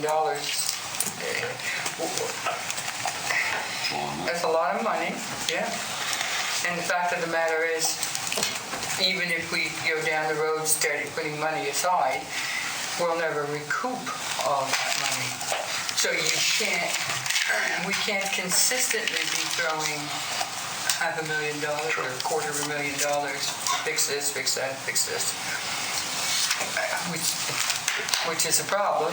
So I think the sooner we start on a special fund or special reserve, or we sell this and sell that, put it in there to get it, because it doesn't take long for $250,000. It doesn't take long for 100 plus just for the roof. So, Councilor Hudson. Yes. I fully agree, that it's very beneficial to have the staff all work at one location. But I guess it just strikes me as to me, there's 2 different things. You have a need and you have a like, okay? Like to do, right? Oh, where are we at here? Are we just doing what we need to do to accommodate bringing everyone here? Or are we going to the other side of the spectrum, which is, this is what we'd like to do, right? Which is above and beyond the need. I think we're doing the bare minimum need in the short term, if council were to approve this. This here is a minimum need? That's the bare minimum, yes. I mean, when we looked at the other one, it was like $2.5 million. So this is a real scaled down version, and then really the benefit is to have everybody out of this office. The like would be to build a new building. That's what I think if you were to ask anybody, councillor and staff, they'd all like to be in a new building. But I do have a couple things to say, but if I may, if the warden allows me, if I could ask Mark if there's anything you wanted to add before I provide a commentary? No, just what we're doing downstairs is trying to maximise the use of the space, trying to minimise the costs, and get everybody here, and make whatever we do fit for purpose for the next 5 years, if that's the plan for the county. Janice, is there anything you need to say to add to this conversation? I would mirror what Mark just said. It is, on top of that, it's very important for all of our staff to be in one building, just for communication wise. I think we've learned through COVID this past year that we missed that communication with each other and getting those finer details and being able to beat it out on projects, and having that person just down the hall will make all the difference in terms of our progress and efficiency, project planning and team building and consolidating our departments together in some way, shape, or form. That was some of the things that were asked. I don't know what's in it. Okay, I'd be happy with that myself. But just to Councilor Bartel? Yeah, just one other question was, the motion puts an amount in there. I assume that this is the budget amount and it could come in less. Yeah. You don't have a contract with that, so. Yes, We went out to RFP, and the RFP came in, and this is based on RFP plus contingency, and then we added some additional items for furniture alterations and some additional storage space. So this is an all-inclusive based on some realistic figures. Oh, yes, absolutely. And it doesn't mean that we'll spend that much because we do have a hefty contingency in there. However, that is based on the RFP that went out and the responses I received. Can I ask how much the contingency is? It is approximately $65,000. 15% is what we have. Councilor Connell? So maybe David knows, or we could come back and tell us, once the staff from Lawrencetown leaves that building, and if we could market that building, no matter which way, to make it a zero cost to the county, how much per year does that building cost right now? Because it seems to me $500,000 and some over 5 years. Take that down to $100,000 a year, and I'd be surprised if we're running that building for $100,000 a year. So that's a very, very good point, and I apologize that I'd like to have had all this data available. I unfortunately was away last week, and I'm not blaming that on anybody. That's just something I missed. What I was going to suggest, though, is council's made some really good comments today, and I know Mark and Janice will probably shoot me for saying this because they worked so hard to get this done. Would council consider having this discussion at Committee of the Whole in April? And we might be able to have some additional answers. And I know there's a requirement because of the RFP, but I don't know that 2 weeks is going to make a whole lot of difference, and then maybe come back in 2 weeks with some other suggestions, because maybe council's going to decide in 2 weeks. I'd hate to make a decision today and then council says, no, we want a new building. And then I'd be the first one saying we don't spend $500,000 on this one if we're going to build a new one in 5 years. I'd be the first one to say that. And I know we can't make that decision in 14 days because the next meeting is in, how long from now, Carol? April 12th. 12 days. So it would, it's a very good discussion. I mean, I like, sorry, Councillor, you made some really good points about even having a meeting hall next door. We just build a tunnel so people could walk back. But I mean, those are things that we hadn't thought of. And I don't know, Janice, does this put the RFP out of? It puts us out of, it's just time for supply chain. Right, so, I mean, in 2 weeks, is that going to make a difference? I don't know. That's just a thought that I have, because I think there's some more things that we could probably do to give you even in terms of financing, I mean, do we finance this through debt? Do we finance it through other things? And there's some other ideas that I have in terms of financing it, and that's what Councillor Collins just said is one of them that we had considered before. Unfortunately, I wasn't around to put that in, but those are considerations that we should think of. And could you sell the Lawrencetown building for something that's going to take the cost of this one down? So we haven't had that discussion with Lawrencetown. That hasn't been held, and I know we got in trouble before when we were talking about disposing of a building and didn't tell the community. So this is how they're finding out, unfortunately, is today, but that's a conversation we have to have as well. So I'll go to, I see a motion to table until the committee of the whole meeting, in other words, a table to a specific time is what you're suggesting. Councillor Morrison, you wanted to address something? I'm surprised. Each one of us had ample opportunity. I never heard one voice that said, I will not vote for this motion. We raised some questions which in the long run are incidental to this. And now we're going to start emulating what Councillor Connell talked about, is how long is the discussion going to take before, I think we want to make a decision. And I'd like to call for the question, please. I did have before you called for the question, I did recognize a motion to table. Yes, sir. By who? By the deputy warden. Oh, well, you asked him to do it.